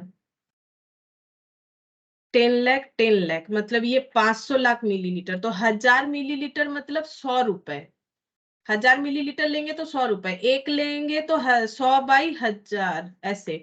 तो 500 मिलीलीटर का कितना हो जाएगा, 500 लाख मिलीलीटर, तो 100 × 500 लाख और ये 1000। तो यहाँ 2 जीरो हट गया, यहाँ 2 जीरो, यहाँ से 1 जीरो हट गया, मतलब कितना हो जाएगा, 50 लाख हो जाएगा, 50 लाख होगा। इस तरह से कैलकुलेट करना पड़ेगा, ठीक है, 50 लाख हो जाएगा। हम यहाँ पर लिखवा देते हैं कैलकुलेशन जैसे करना पड़ेगा। यहाँ पर पहले तो ये मुझे पता होना चाहिए कि कैसे करके कन्वर्जन करें, मतलब डिटेल्स पता होना चाहिए। इसको एक बार लिख देते हैं, अगर याद नहीं रहे तो बाद में काम आ जाएगा। 1 kilo litre equal to 10 lakh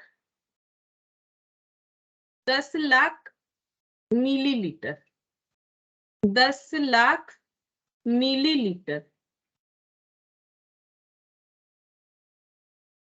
तो 50 kilo litre equal to 50 into 10 lakh millilitre, 10 lakh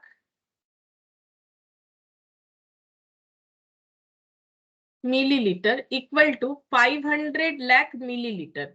अच्छा, अब कॉस्ट निकालते हैं। कॉस्ट कैसे निकालेंगे, 1000 मिलीलीटर का कॉस्ट होता है 100 रुपए, तो 1 मिलीलीटर का कम होगा, 100/1000, ये तो हमें क्वेश्चन में दिया हुआ था, ठीक है। तो अब हम लोग निकालेंगे कि 500 लाख मिलीलीटर, 500 लाख है ये, और ये है मिलीलीटर, ठीक है। ये हम लिख देते लैख।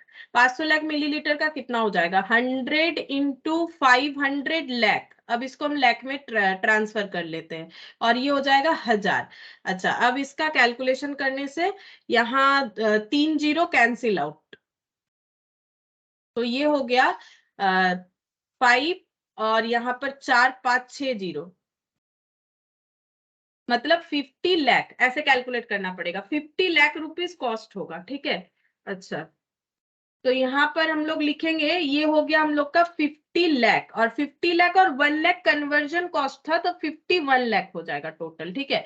तो ये चेंजेस अगर नहीं आएगा तो फिर क्वेश्चन हमारा नहीं हो पाएगा, ठीक है। तो ये चेंजेस हमें पता होना चाहिए, किलो लीटर जो भी है, ठीक है। कुछ और भी हमें दे सकता है यूनिट, यहाँ पर तो फिलहाल ये दिया था।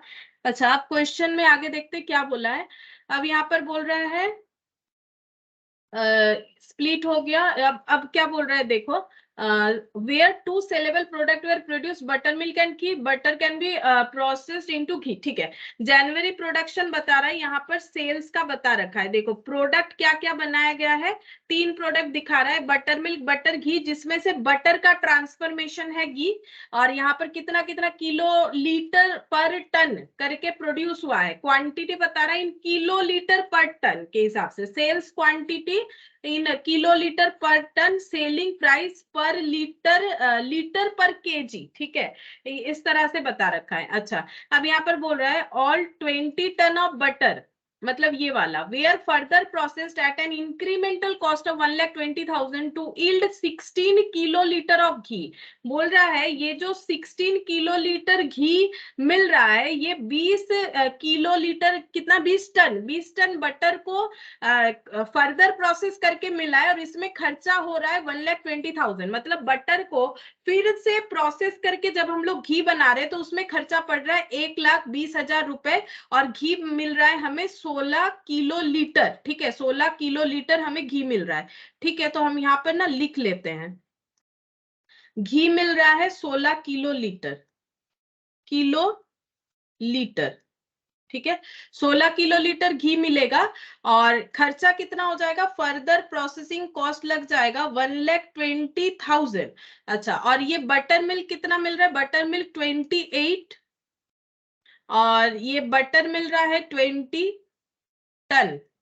ये एक्चुअली कुछ लीटर में है कुछ टन में ना, इसीलिए किसी को किलो लीटर और टन दे रखा है। मतलब एक्चुअली जो लिक्विड फॉर्म में होगा उसको किलो लीटर, और जो सॉलिड फॉर्म में होगा उसको टन में डिसाइड किया है। इसीलिए ये देखो 20 टन बटर का बता रहा है। ठीक है, बटर मिल्क को भी किलो लीटर में बोलना पड़ेगा। ठीक है, किलो लीटर। अच्छा, ये बता रहा है। फिर यहाँ पर बोल रहा है देयर वॉज नो ओपनिंग और closing inventories of buttermilk, butter और ghee in the month of Jan. कोई ओपनिंग स्टॉक नहीं है। So how joint cost would be apportion between buttermilk and butter. Buttermilk और butter पे किस तरह से जॉइंट कॉस्ट एपोर्शन होगा, ये हमें बताना है नेट रियलाइजेबल वैल्यू मेथड पे। मतलब लास्ट दिन जो हम लोगों ने क्लोरीन वाला क्वेश्चन किया था, जस्ट वैसा ही है। ठीक है, तो देखो कैसे करके लिखेंगे। यहाँ पर पहले निकालते हैं estimated net realisable value, estimated net realisable value, ये पहले निकाल लेते हैं। तो यहाँ पर हो जाएगा सेल्स वैल्यू। दो प्रोडक्ट का बोला है तो दोनों का ही निकालेंगे, मतलब दो प्रोडक्ट यानी बटर मिल्क और बटर, बटर मिल्क और बटर।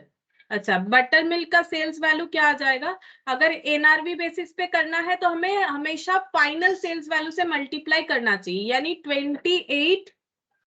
इसमें भी ना चेंजेस करना पड़ेगा। देखो हम लोग का मल्टीप्लीकेशन किस में होगा, 30 से होगा, लेकिन ये 30 क्या है, ये 1 किलो का वैल्यू दे रखा है, जबकि ये टन में है, सॉरी ये लीटर में है ना। बटर मिल्क तो हम लोग का किस में रहेगा, लीटर में रहेगा। अच्छा, तो ये 30 पर लीटर हो रहा है, तो इसको हमें चेंज करना पड़ेगा।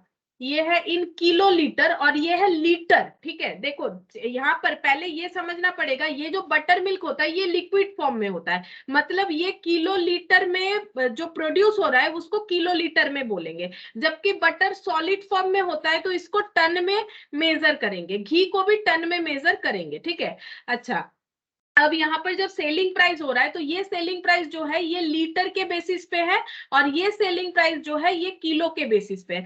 अब प्रॉब्लम ये है कि ये प्रोडक्शन किलो लीटर पे है जबकि ये प्राइस लीटर पे है, तो किलो लीटर इक्वल टू कितना लीटर, उस हिसाब से हमें चेक करना पड़ेगा। Kilo litre, hectolitre, decalitre, litre, 1000 होता है। ठीक है, 1 किलो लीटर समान 1000 लीटर होता है। 1 किलो लीटर का मतलब 1000 लीटर होता है। ठीक है, तो 1 किलो लीटर मतलब 1000 लीटर, तो इसका मतलब 28 किलो लीटर मतलब कितना लीटर हो जाएगा, 28 इंटू 1000 लीटर हो जाएगा। ठीक है, 28 इंटू 1000 लीटर हो जाएगा। अब 1 लीटर का अगर 30 रुपीज है तो इतने लीटर का इंटू 30 हो जाएगा, मतलब 28 इंटू 1000 इंटू 30, क्योंकि यहाँ पर हमें कॉस्ट पर यूनिट को ट्रांसफर करना पड़ेगा, क्योंकि किलो लीटर के साथ कभी लीटर का मल्टीप्लीकेशन पॉसिबल नहीं होता है। तो यहाँ पर वैल्यूज कैसे निकलेंगे, 30 रुपीज पर लीटर करके है। ठीक है, अब 30 रुपीज 1 लीटर का, तो हमें टोटल लीटर पता करना पड़ेगा, जबकि 28 is a kilo litre form, 28 जो है वो किलो लीटर फॉर्म में, तो 28 किलो लीटर इंटू 1000 लीटर। ठीक है, तो ये पूरा क्या हो जाएगा, ये हम लोग का पूरा लीटर में ट्रांसफर हो जाएगा। इंटू 30 करने से जो आंसर आएगा वही हम लोग का होना चाहिए, तो 30 इंटू 28 इंटू 1000, तो ये हो गया 8,40,000। अच्छा, और बटर का भी देखते हैं, क्या इसमें भी ट्रांसफॉर्मेशन जरूरत होगा। 20 ये क्या है, 20 हम लोगों का किलो में हो जाएगा, ठीक है, टन में हो जाएगा। अच्छा, यहाँ पर ये जो है फर्दर प्रोसेस तो नहीं हो रहा है बटर का सेलिंग प्राइस कितना होगा, फिर बटर का सेलिंग प्राइस कहाँ दिया है, sales quantity, selling price, selling price butter का कहाँ दिया है, देखते हैं बटर का सेलिंग प्राइस कहाँ बोला था।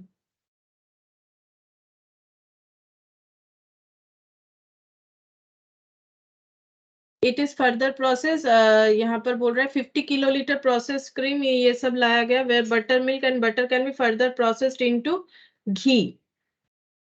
अच्छा यहाँ पर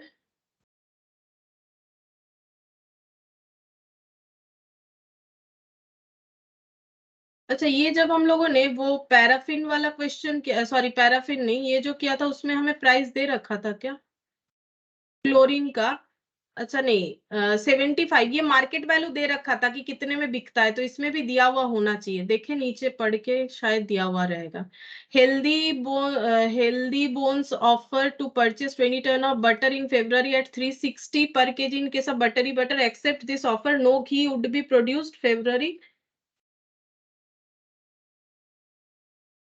अच्छा यहाँ ना थोड़ा सा गलत है, ठीक है, थोड़ा सा क्वेश्चन में जो है मॉडिफिकेशन करना पड़ेगा। यहाँ पर नॉर्मली बटर मार्केट में कितना में बिकता है वो दिया हुआ नहीं है, अगर वो दिया हुआ नहीं रहेगा तो हम लोग कैसे कैलकुलेट करेंगे, ये 16 होगा, एक्चुअली ये 16 यहाँ पर आ गया, ये यहाँ पर होना चाहिए, ठीक है। और ये जो है घी ये इतने में बिकेगा, क्योंकि घी का तो स्प्लिट ऑफ पॉइंट पे कुछ सेल नहीं होगा, ये यहाँ पर होगा, ठीक है। ये यहाँ पर हम लोग का सॉरी ये 16 रुपीज हम लोग का यहाँ पर जाएगा, रुपीज कॉलम में जाएगा ना, यहाँ पर होना चाहिए, ठीक है। ये थोड़ा सा मिस्टेक है, यहाँ पर 16 होना चाहिए, तो ये 16 से कैलकुलेट करना पड़ेगा, क्योंकि जब तक हमें या फिर यहाँ लैंग्वेज में देना चाहिए था कि मार्केट वैल्यू ऑफ बटर क्या है, तभी ना मल्टीप्लाई करेंगे।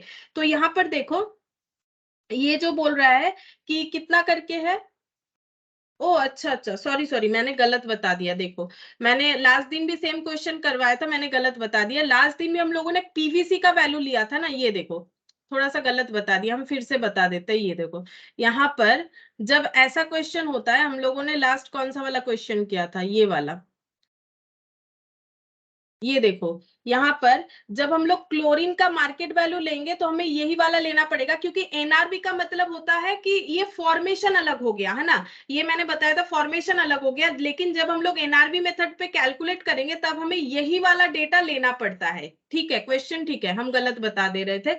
यहाँ पर देखो हम लोग को पूछा था कि ज्वाइंट कॉस्ट को कैसे अपोर्शन करेंगे, तो बटर से घी बन रहा है, तो अगर बटर का हमें मिडिल का कुछ प्रोसेसिंग ये दिया हुआ नहीं है तो हमें क्या करना पड़ेगा, घी का ही लेना पड़ेगा। वैसे भी एनआरबी मेथड हमें क्या बताता है कि फाइनल सेल्स वैल्यू लेना पड़ता है, फॉर्मेशन चेंज हो गया बात अलग है, हम लोग जो है घी वाला ही कैलकुलेशन करेंगे, बटर वाला हमें दिया हुआ नहीं है कि कितने करके होगा, तो हमें घी वाला कैलकुलेशन करना पड़ेगा, क्योंकि एनआरबी मेथड मतलब final sales value of the product, अब फाइनल सेल्स वैल्यू जो है वो घी के फॉर्म में है, ठीक है। तो 16 टन घी बिकेगा, ठीक है, 16 टन घी प्रोड्यूस्ड हुआ है और बिकेगा 480 पर किलो के बेसिस पे।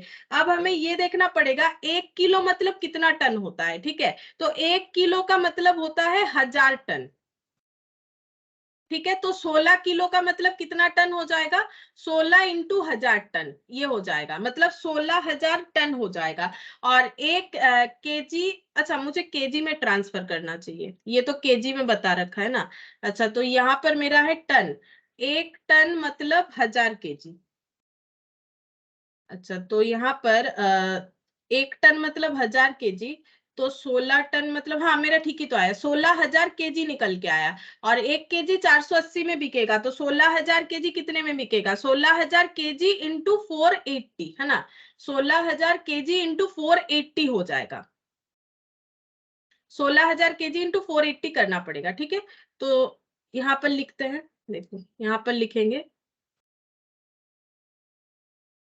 480 पर केजी करके हो रहा है, 480 पर केजी करके हो रहा है, कितना किलो है, टन में बता रखा है 16 टन, 16 टन को केजी में ऐसे ट्रांसफर करेंगे, 1000 से मल्टीप्लाई करेंगे टन बन जाएगा, तो 16 इंटू 480 इंटू 1000, तो ये हो गया 76,80,000, ठीक है।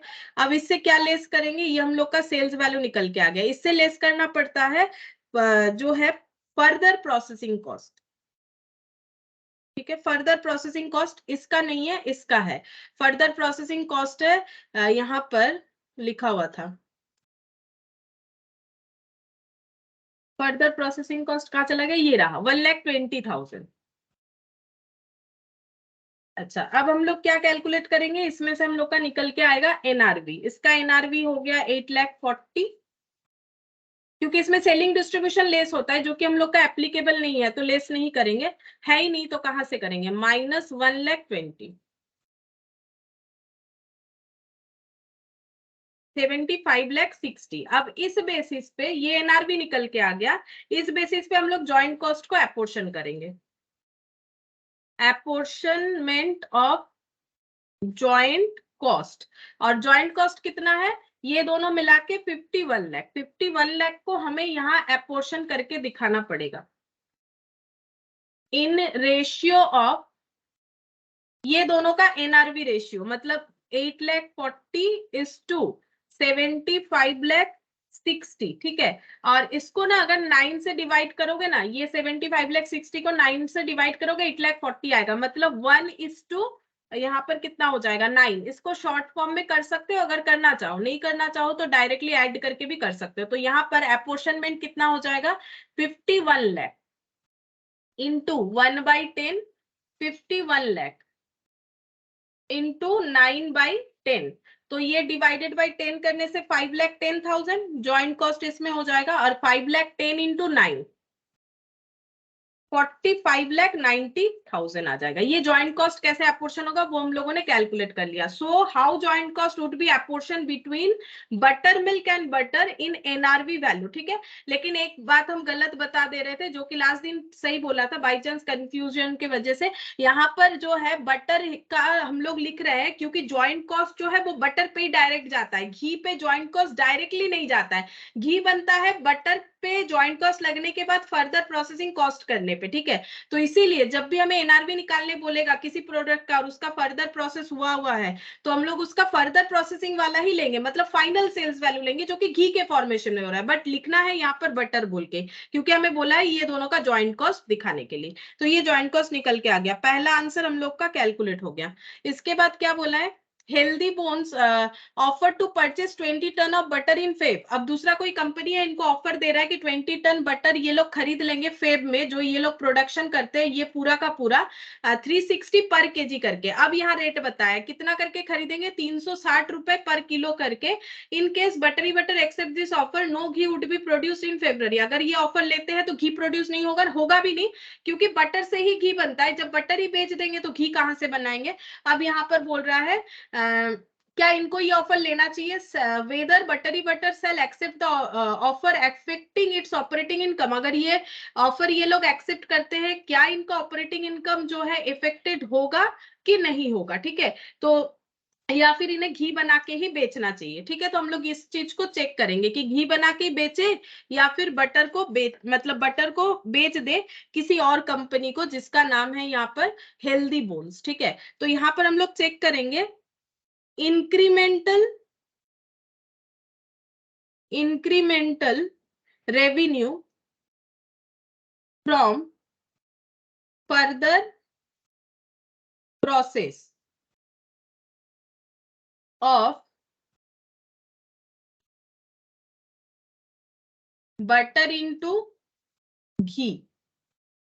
अगर बटर को घी बना के बेचते हैं तो हम लोग का कितना अर्निंग ज्यादा होता है, तो घी बना के बेचने का कितना अर्निंग हो जाएगा। तो यहाँ पर अभी अभी हम लोगों ने कैलकुलेट किया था, घी बना के बेचने से 480 रुपए पर किलो हिसाब से हम लोग कितना किलो घी बेच पाएंगे, 16 into 1000, क्योंकि इसको टन है, इसको हमें केजी में ट्रांसफर करना पड़ता है। और ये अगर हम लोग ऐसा नहीं करते हैं, इन दैट केस अगर हम लोग बटर को ही बेच देते हैं तो 360 रुपए पर किलो में बटर बिकेगा, ठीक है। तो बटर का सेलिंग प्राइस है 360 रुपए पर किलो। अब बटर को हमें किलो में ट्रांसफर करना पड़ेगा, बटर 20 टन बन रहा है, तो 20 टन यानी कितना किलो, 20 टन इंटू 1000, ये हो जाएगा, ठीक है। अब ये दोनों का हम लोग मतलब डिफरेंस देखेंगे कि अगर बेच देते हैं तो क्या होगा और अगर नहीं बेचते हैं तो क्या होगा। तो ये वाला चेक करते हैं कितना हो रहा है, 360 इंटू 20,000, तो ये हो गया 72 लाख।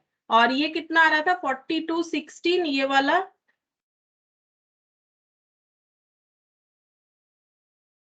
480 16 और 1000, ये आया था 76,80,000। अच्छा, तो ये डिफरेंस आ रहा है, 4,80,000 का डिफरेंस आ रहा है, ठीक है। तो 4,80,000 का डिफरेंस हमें क्या बता रहा है कि अगर हम लोग घी बना के बेचते हैं और अगर हम लोग बटर के सिचुएशन में ही बेच देते हैं, इन दैट केस हमें 4,80,000 का ज्यादा मतलब सेल वैल्यू मिलेगा अगर हम लोग घी बना के बेचते हैं। ये ज्यादा में बिक रहा है क्योंकि घी वाला कॉस्ट ये वाला है, ठीक है। तो अगर घी बना के बेचेंगे तो इतना हमें सेल वैल्यू ज्यादा मिलेगा, लेकिन ये घी बनाने के चक्कर में हम लोग का 1,20,000 का खर्चा भी करना पड़ता है। तो वो खर्चे को लेस करके देखेंगे कि उसके बाद कितना प्रॉफिट बच रहा है। तो लेस करेंगे incremental cost, incremental cost of further processing, क्योंकि ऐसे ही तो बटर से घी नहीं बन जाता है, उस पे खर्चा लगता है, ठीक है। तो भले ही मेरा सेल 4,80,000 बढ़ रहा है, लेकिन मेरा फर्दर प्रोसेसिंग कॉस्ट भी तो लग रहा है 1,20,000, फिर भी मेरे पास बचेगा 3,60,000, फिर भी मेरा 3,60,000 एक्स्ट्रा सेल हो रहा है। तो यहाँ पर लिखेंगे incremental income from further processing. अगर हम लोग फर्दर प्रोसेसिंग करते हैं तो हमें 3,60,000 का फर्दर इनकम होगा। तो ऑर्गेनाइजेशन को क्या करना चाहिए? ऑब्वियसली उसे हेल्दी बोन्स को कभी भी बटर बेचना ही नहीं चाहिए, उसे घी बना के ही बेचना चाहिए। घी बना के बेचने से उसका 3,60,000 का अर्निंग ज्यादा होगा, ऑपरेटिंग इनकम बढ़ेगा। और अगर ऑफर एक्सेप्ट करता है तो 3,60,000 का इनकम कम हो जाएगा। तो इसको लिखना पड़ेगा the operating income, the operating income of buttery butter will be reduced by rupees 3,60,000 in FAB if it sells 20 ton of butter to healthy bones instead of further processing of butter to ghee.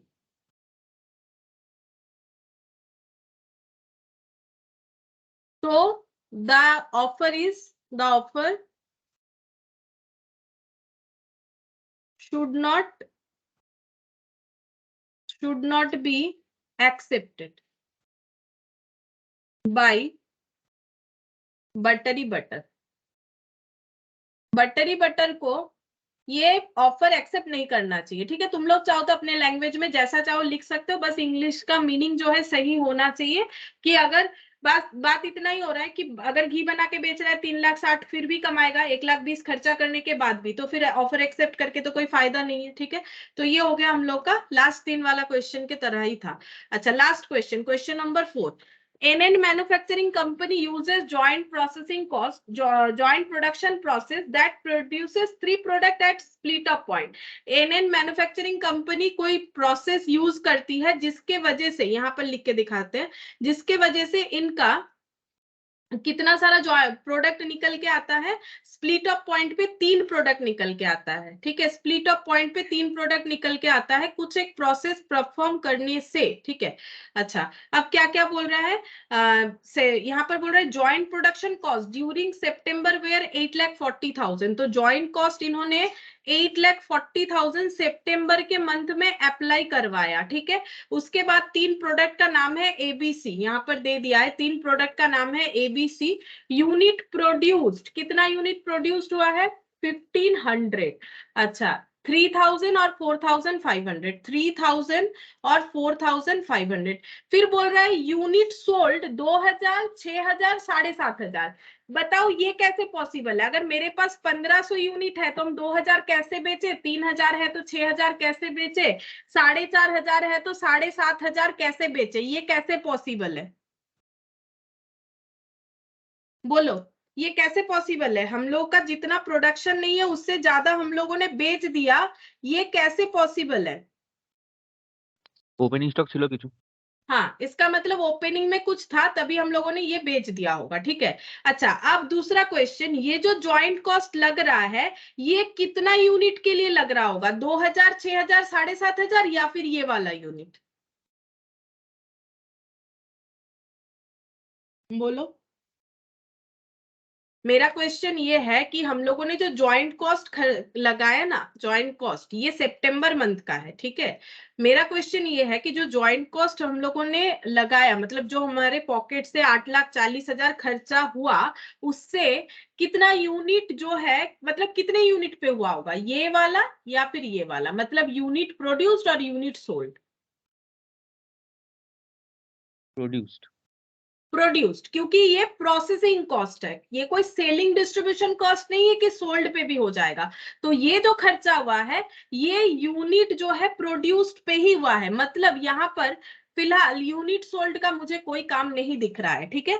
ये इसका कोई जरूरत नहीं है। अब आगे पढ़ते हैं। Sale price split up point पे बेचेंगे तो 100 रुपए, ये दोनों का नहीं दिया हुआ है, मतलब ये फर्दर प्रोसेस होके बिका होगा, ठीक है। तो ये @100 और इसका मुझे यहाँ पर नहीं दिया हुआ है, ये स्प्लिट ऑफ पॉइंट पे बिक जाने पे। और फर्दर प्रोसेस अगर होगा, further processing cost to process after split off point ये है, और अगर फर्दर प्रोसेस करके बिकेगा तो 150, 175 और 50 में बिकेगा, ठीक है, अगर फर्दर प्रोसेस होता है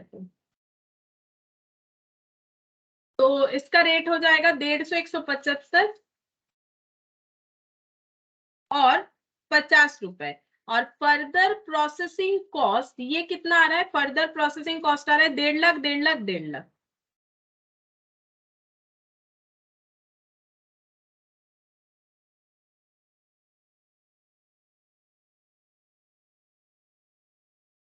ये आ रहा है फर्दर प्रोसेसिंग कॉस्ट, ठीक है।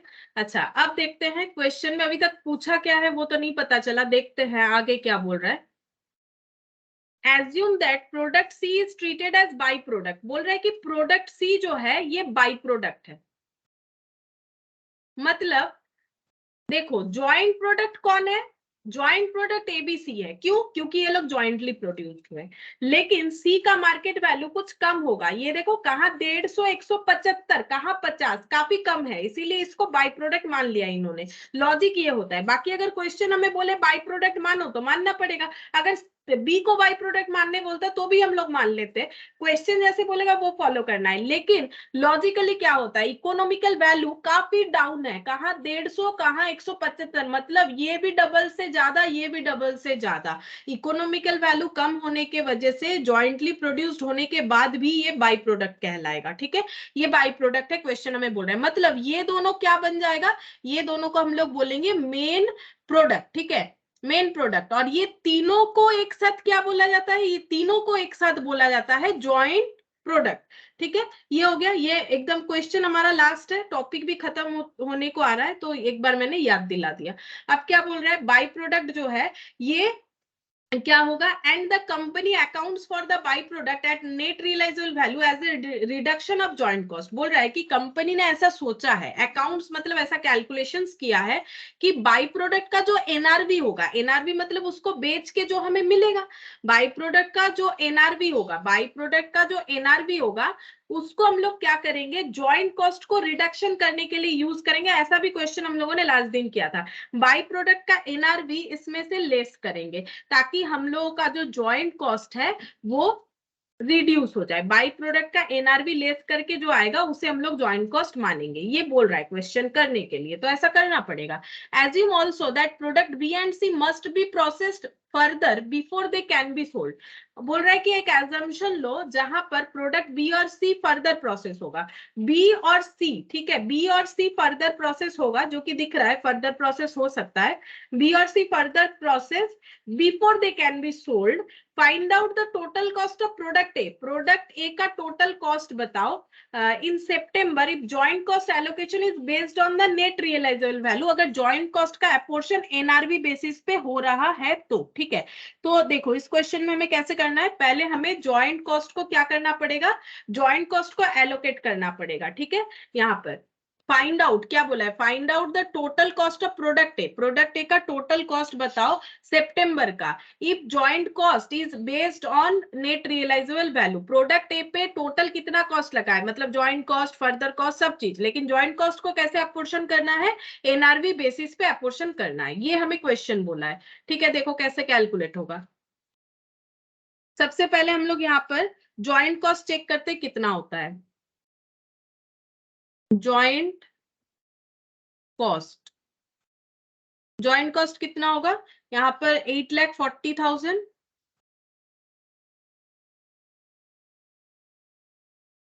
Minus NRV of by product. अच्छा, बाई प्रोडक्ट का एनआरवी कितना होगा, बाई प्रोडक्ट हमें सी को मानने के लिए बोला है, तो सी प्रोड्यूस्ड हो रहा है 4,500। अब देखो ये सोल्ड पे नहीं लेना है क्योंकि सोल्ड पे ओपनिंग स्टॉक इंक्लूडेड है, तो पूरा का पूरा क्वेश्चन ही प्रोड्यूस्ड पे ही होना चाहिए क्योंकि ज्वाइंट कॉस्ट, फर्दर कॉस्ट सभी प्रोड्यूस्ड यूनिट पे लगेगा। 4,500 इंटू ये 50 रुपीज फर्दर प्रोसेस, क्योंकि इसका स्प्लिट अप पॉइंट पे तो कुछ है भी नहीं, ठीक है, तो कैसे लगाएं, ऐसे भी लगाना नहीं है, एनआरवी हमारा फाइनल वैल्यू पे ही लगता है। तो अगर यहाँ पर कोई कॉस्ट होता भी, सोचो यहाँ पर अगर कोई कॉस्ट होता, स्प्लिट अप पॉइंट पे कोई कॉस्ट होता तो भी हमें 50 से ही करना है, बिकॉज एनआरवी फाइनल वैल्यू का बात करता है, एनआरवी का मतलब मिडिल वैल्यू नहीं, मिडिल सेल वैल्यू नहीं। तो यहाँ पर ये हो गया 2,25,000, ठीक है, तो एनआरवी कितना हो गया, माइनस कर लेते हैं 8,40,000, तो ये हो गया 6,15,000, ठीक है, ये हम लोग का 6,15,000 हो गया। अच्छा, अब हमें बोला है कि ए का ज्वाइंट कॉस्ट निकालो, ठीक है, हम लोग को क्या बोला है, ए का ज्वाइंट कॉस्ट निकालने के लिए। अच्छा, ये मेरा कितना आ गया, तो ये मैंने गलत मल्टीप्लाई कर दिया क्या, यहाँ पर बोला है फर्दर प्रोसेसिंग कॉस्ट सी का बोला है ना, तो 50 और 7,500, नहीं सही तो किया है, 3,70,000, ये 3,75,000 होगा,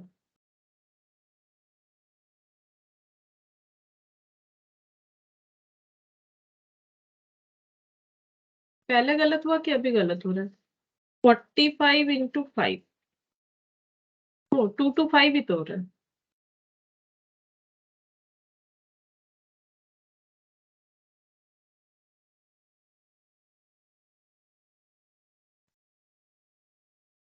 ठीक है, 6,15,000 ही हो रहा है, 6,15,000 हो रहा है, ज्वाइंट कॉस्ट ये वाला निकल के आ रहा है।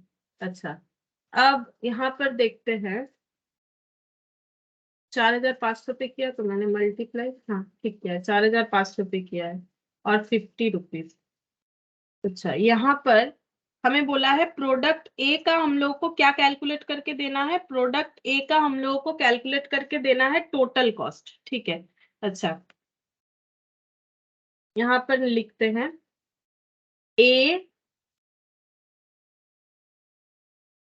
ए का सेल्स वैल्यू, ठीक है, ए का सेल्स वैल्यू कितना हो जाएगा, ए का सेल्स वैल्यू हम लोग का हो जाएगा 1,000। अच्छा, यहाँ पर लेकिन एक पॉइंट है क्वेश्चन में, देखो यहाँ पर हमें बोला है assume also the product B and C must be further process, B और सी को फर्दर प्रोसेस करने के लिए बोला है, बट ए के लिए कुछ भी नहीं बोला, ठीक है। ए बी सी डी ये 4 प्रोडक्ट था जिसमें से सी बाई प्रोडक्ट हो गया, ठीक है, तो हम लोग का मेन प्रोडक्ट क्या बचा, ए बी और डी, है ना, ए बी और डी है क्या, एक मिनट देख लेते हैं, मैंने सॉरी, एबीसी 3 प्रोडक्ट था, ये देखो एबीसी 3 प्रोडक्ट था, इसमें से सी बाई प्रोडक्ट हो गया, तो मेन प्रोडक्ट 2 ही बच रहा है, ए और बी, और यहाँ पर हमें बता रहा है कि बी सी को फर्दर प्रोसेस करना है, बट ए के बारे में कुछ नहीं बोला है, तो ये हमें खुद आइडेंटिफाई करना पड़ेगा कि ए को हम लोग फर्दर प्रोसेस करें या ना करें, ठीक है, ए को हमें फर्दर प्रोसेस करना है कि नहीं करना है ये खुद आइडेंटिफाई करना पड़ेगा। कैसे आइडेंटिफाई करेंगे, अगर हम लोग ए को फर्दर प्रोसेस करते हैं तो हम लोग का कितना होता है सेल वैल्यू, और अगर नहीं करते तो कितना होता है, देखो एक बार, further process not further process, हम यहाँ पर एक बार शॉर्टकट में करके दिखाते हैं, ठीक है, ए को अगर हम लोग फर्दर प्रोसेस करेंगे, नहीं करेंगे तो ये हो जाएगा, और अगर फर्दर प्रोसेस करते हैं तो ये हो जाएगा, ठीक है। अब इसका चेक करो, ये हम लोग का हो गया 1,50,000 और ये हम लोग का हो गया 2,25,000, ठीक है, ये हम लोग का फर्दर प्रोसेस करने के, लेकिन फर्दर प्रोसेस करने से 1.5 लाख का खर्चा होता है, तो ये 1.5 लाख यहाँ से लेस करेंगे, 1.5 लाख यहाँ से लेस करने से कितना होता है चेक करते हैं, 75,000, ठीक है, 75,000 होता है। और यहाँ पर अगर बिना फर्दर प्रोसेस करे बेच देते हैं तो 1.5 लाख होगा। तो फर्दर प्रोसेस करे कि नहीं करे, मुझे ये बताओ कि ए को फर्दर प्रोसेस करना चाहिए कि नहीं करना चाहिए, पहले ये बताओ, क्योंकि क्वेश्चन में हमें नहीं दिया ए को फर्दर प्रोसेस करना है कि नहीं करना है, तो इसीलिए हम लोग खुद से कैलकुलेट करेंगे। तो फर्दर प्रोसेस अगर कर लेते हैं तो ये सेल रेवेन्यू जनरेट होगा, नहीं करते हैं तो ये होगा। तो फर्दर प्रोसेस करना चाहिए कि नहीं करना चाहिए, बताओ, फर्दर प्रोसेस करना चाहिए कि नहीं करना चाहिए, बोलो, फर्दर प्रोसेस करना चाहिए कि नहीं करना चाहिए। यहाँ तो क्लियरली दिख रहा है, अगर फर्दर प्रोसेस करेंगे नहीं करना तो चाहिए। नहीं करना चाहिए, क्योंकि 75,000 मिलेगा, क्यों करे, जबकि मुझे बिना फर्दर प्रोसेस करे 1.5 लाख मिल रहा है, तो मुझे फर्दर प्रोसेस नहीं करना चाहिए।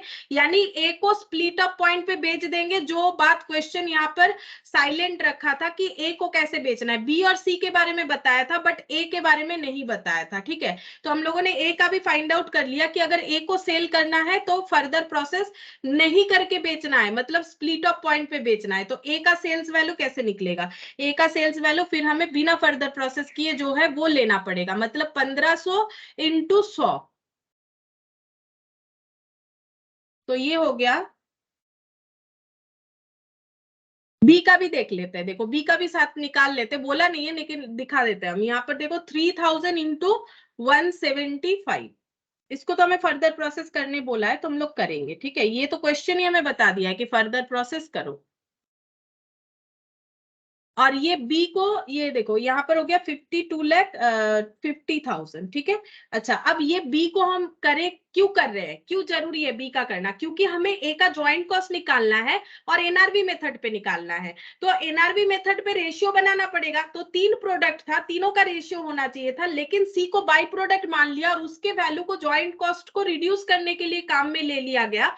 तो अगर हमें ज्वाइंट कॉस्ट को एपोर्शन करना है तो ए बी पे करना है, तो ये दोनों का ही हमें एनआरबी पता करना पड़ेगा, तभी ना जाके ए का ज्वाइंट कॉस्ट एपोर्शन करके निकाल पाएंगे, इसीलिए बी का भी निकालना जरूरी हो जाता है, ठीक है। तो ये सेल्स वैल्यू निकल के आ गया, फिर यहां से लेस करना पड़ता है फर्दर कॉस्ट, जो कि इसमें नहीं है, इसमें होगा। इसका फर्दर कॉस्ट है 1,50,000, सभी का 1,50,000 करके था। अब ये लेस कर लेते हैं तो एनआरबी निकल के आ जाएगा, ये हो गया 1,50,000 और ये 51 लाख। अच्छा, ये मेरा इंटू गलत हुआ है क्या, 3,000 इंटू 175, 3,000 इंटू 175, एक बार रीचेक करते हैं। 5 लाख, ये देखो गलत हुआ, 5,25,000।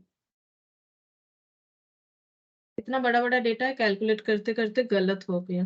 1,50,000, तो यहाँ पर हो गया 3,75,000, ठीक है। ये मैंने दोनों का क्यों किया, क्योंकि अगर मुझे ए का ज्वाइंट कॉस्ट निकालना है तो जो भी प्रोडक्ट पे एपोर्शन होगा बिना रेशियो के कैसे निकाले, तो मैंने रेशियो के लिए ये निकाल लिया। अब ज्वाइंट कॉस्ट को एपोर्शन करेंगे, apportion in ratio of 1,50,000 is to 3,75,000, 3 0 हटा दो, 150 इंटू 375, इसको भी हम लोग शॉर्टकट कर सकते हैं, क्या 25 से डिविजिबल होगा, हाँ ये 6 हो जाएगा,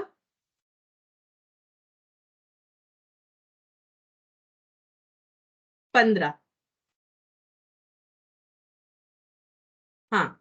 अच्छा, ये 3 से भी जाएगा, तो ये 2:5 हो जाएगा, अगर इसको हम लोग शॉर्टकट कर देते हैं तो 2:5 हो जाएगा। अब ज्वाइंट कॉस्ट जो है उसे हमें इस पे अपोर्शन करना पड़ेगा, तो ज्वाइंट कॉस्ट हम लोग का कितना आया है, 6,15,000 ज्वाइंट कॉस्ट आया। अच्छा, यहाँ पर थोड़ा सा, एक मिनट, मेरा ज्वाइंट कॉस्ट जो है थोड़ा सा अलग आ जा रहा है, एक मिनट हम देख लेते हैं। ज्वाइंट कॉस्ट हम लोग का कितना बोला था इस क्वेश्चन में, 8,40,000 बोला था ज्वाइंट कॉस्ट, लेकिन उससे हमें माइनस करना था, एनआरवी माइनस करना था। ये एक बार पढ़ के देख लेते हैं यहाँ पर कैसे माइनस करना है। C is treated as by product and the company accounts for by product at net realisable value as the reduction of the joint cost. Net realisable value पे इसे अगर बेचते हैं तो जितना आएगा, तो 4,500 इंटू 50,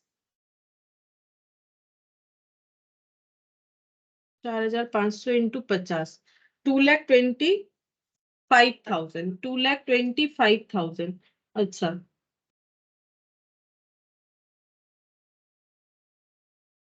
मेरा तो 2,25,000 ही आ रहा है, 2,25,000।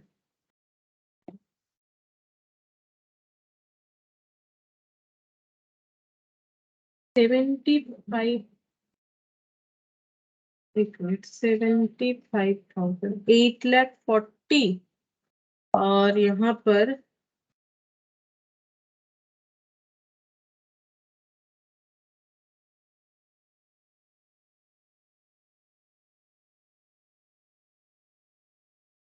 नहीं, ये तो होगा नहीं। 75,000 ये ठीक, 4,500 इंटू 50, 2,25,000।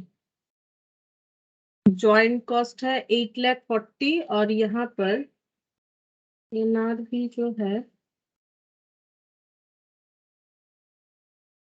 एक मिनट रुको, जॉइंट कॉस्ट का आंसर मेरा अलग क्यों आ जा रहा है?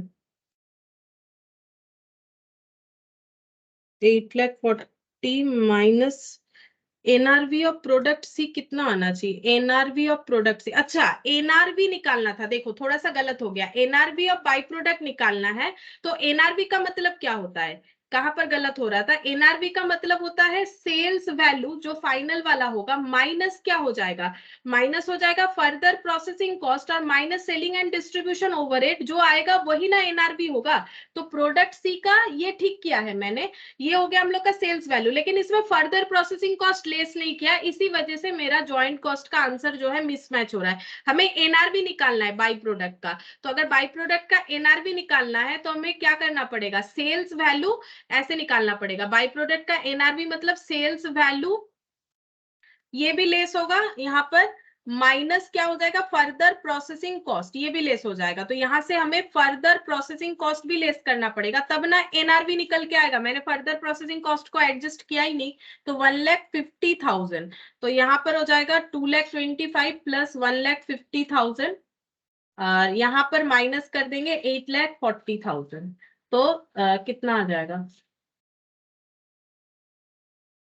माइनस 2,25,000, 4,65,000 आ रहा है। अच्छा, ये 75 कैसे आएगा? सेल्स वैल्यू से इसे लेस करना पड़ेगा ना। अच्छा, प्रेजेंटेशन के वजह से गलत हो जा रहा है, रुको एक सेकेंड, ऐसे कर देते हैं, ऐसे कर देते हैं, हो जाएगा। यहाँ पर एनआरबी ऑफ बाई प्रोडक्ट कैसे निकलेगा, sale value minus further processing cost, तो सेल वैल्यू आ रहा है, ये वाला सेल्स वैल्यू आ रहा है हम लोग का 4,500 into 50 minus further processing cost 1,50,000,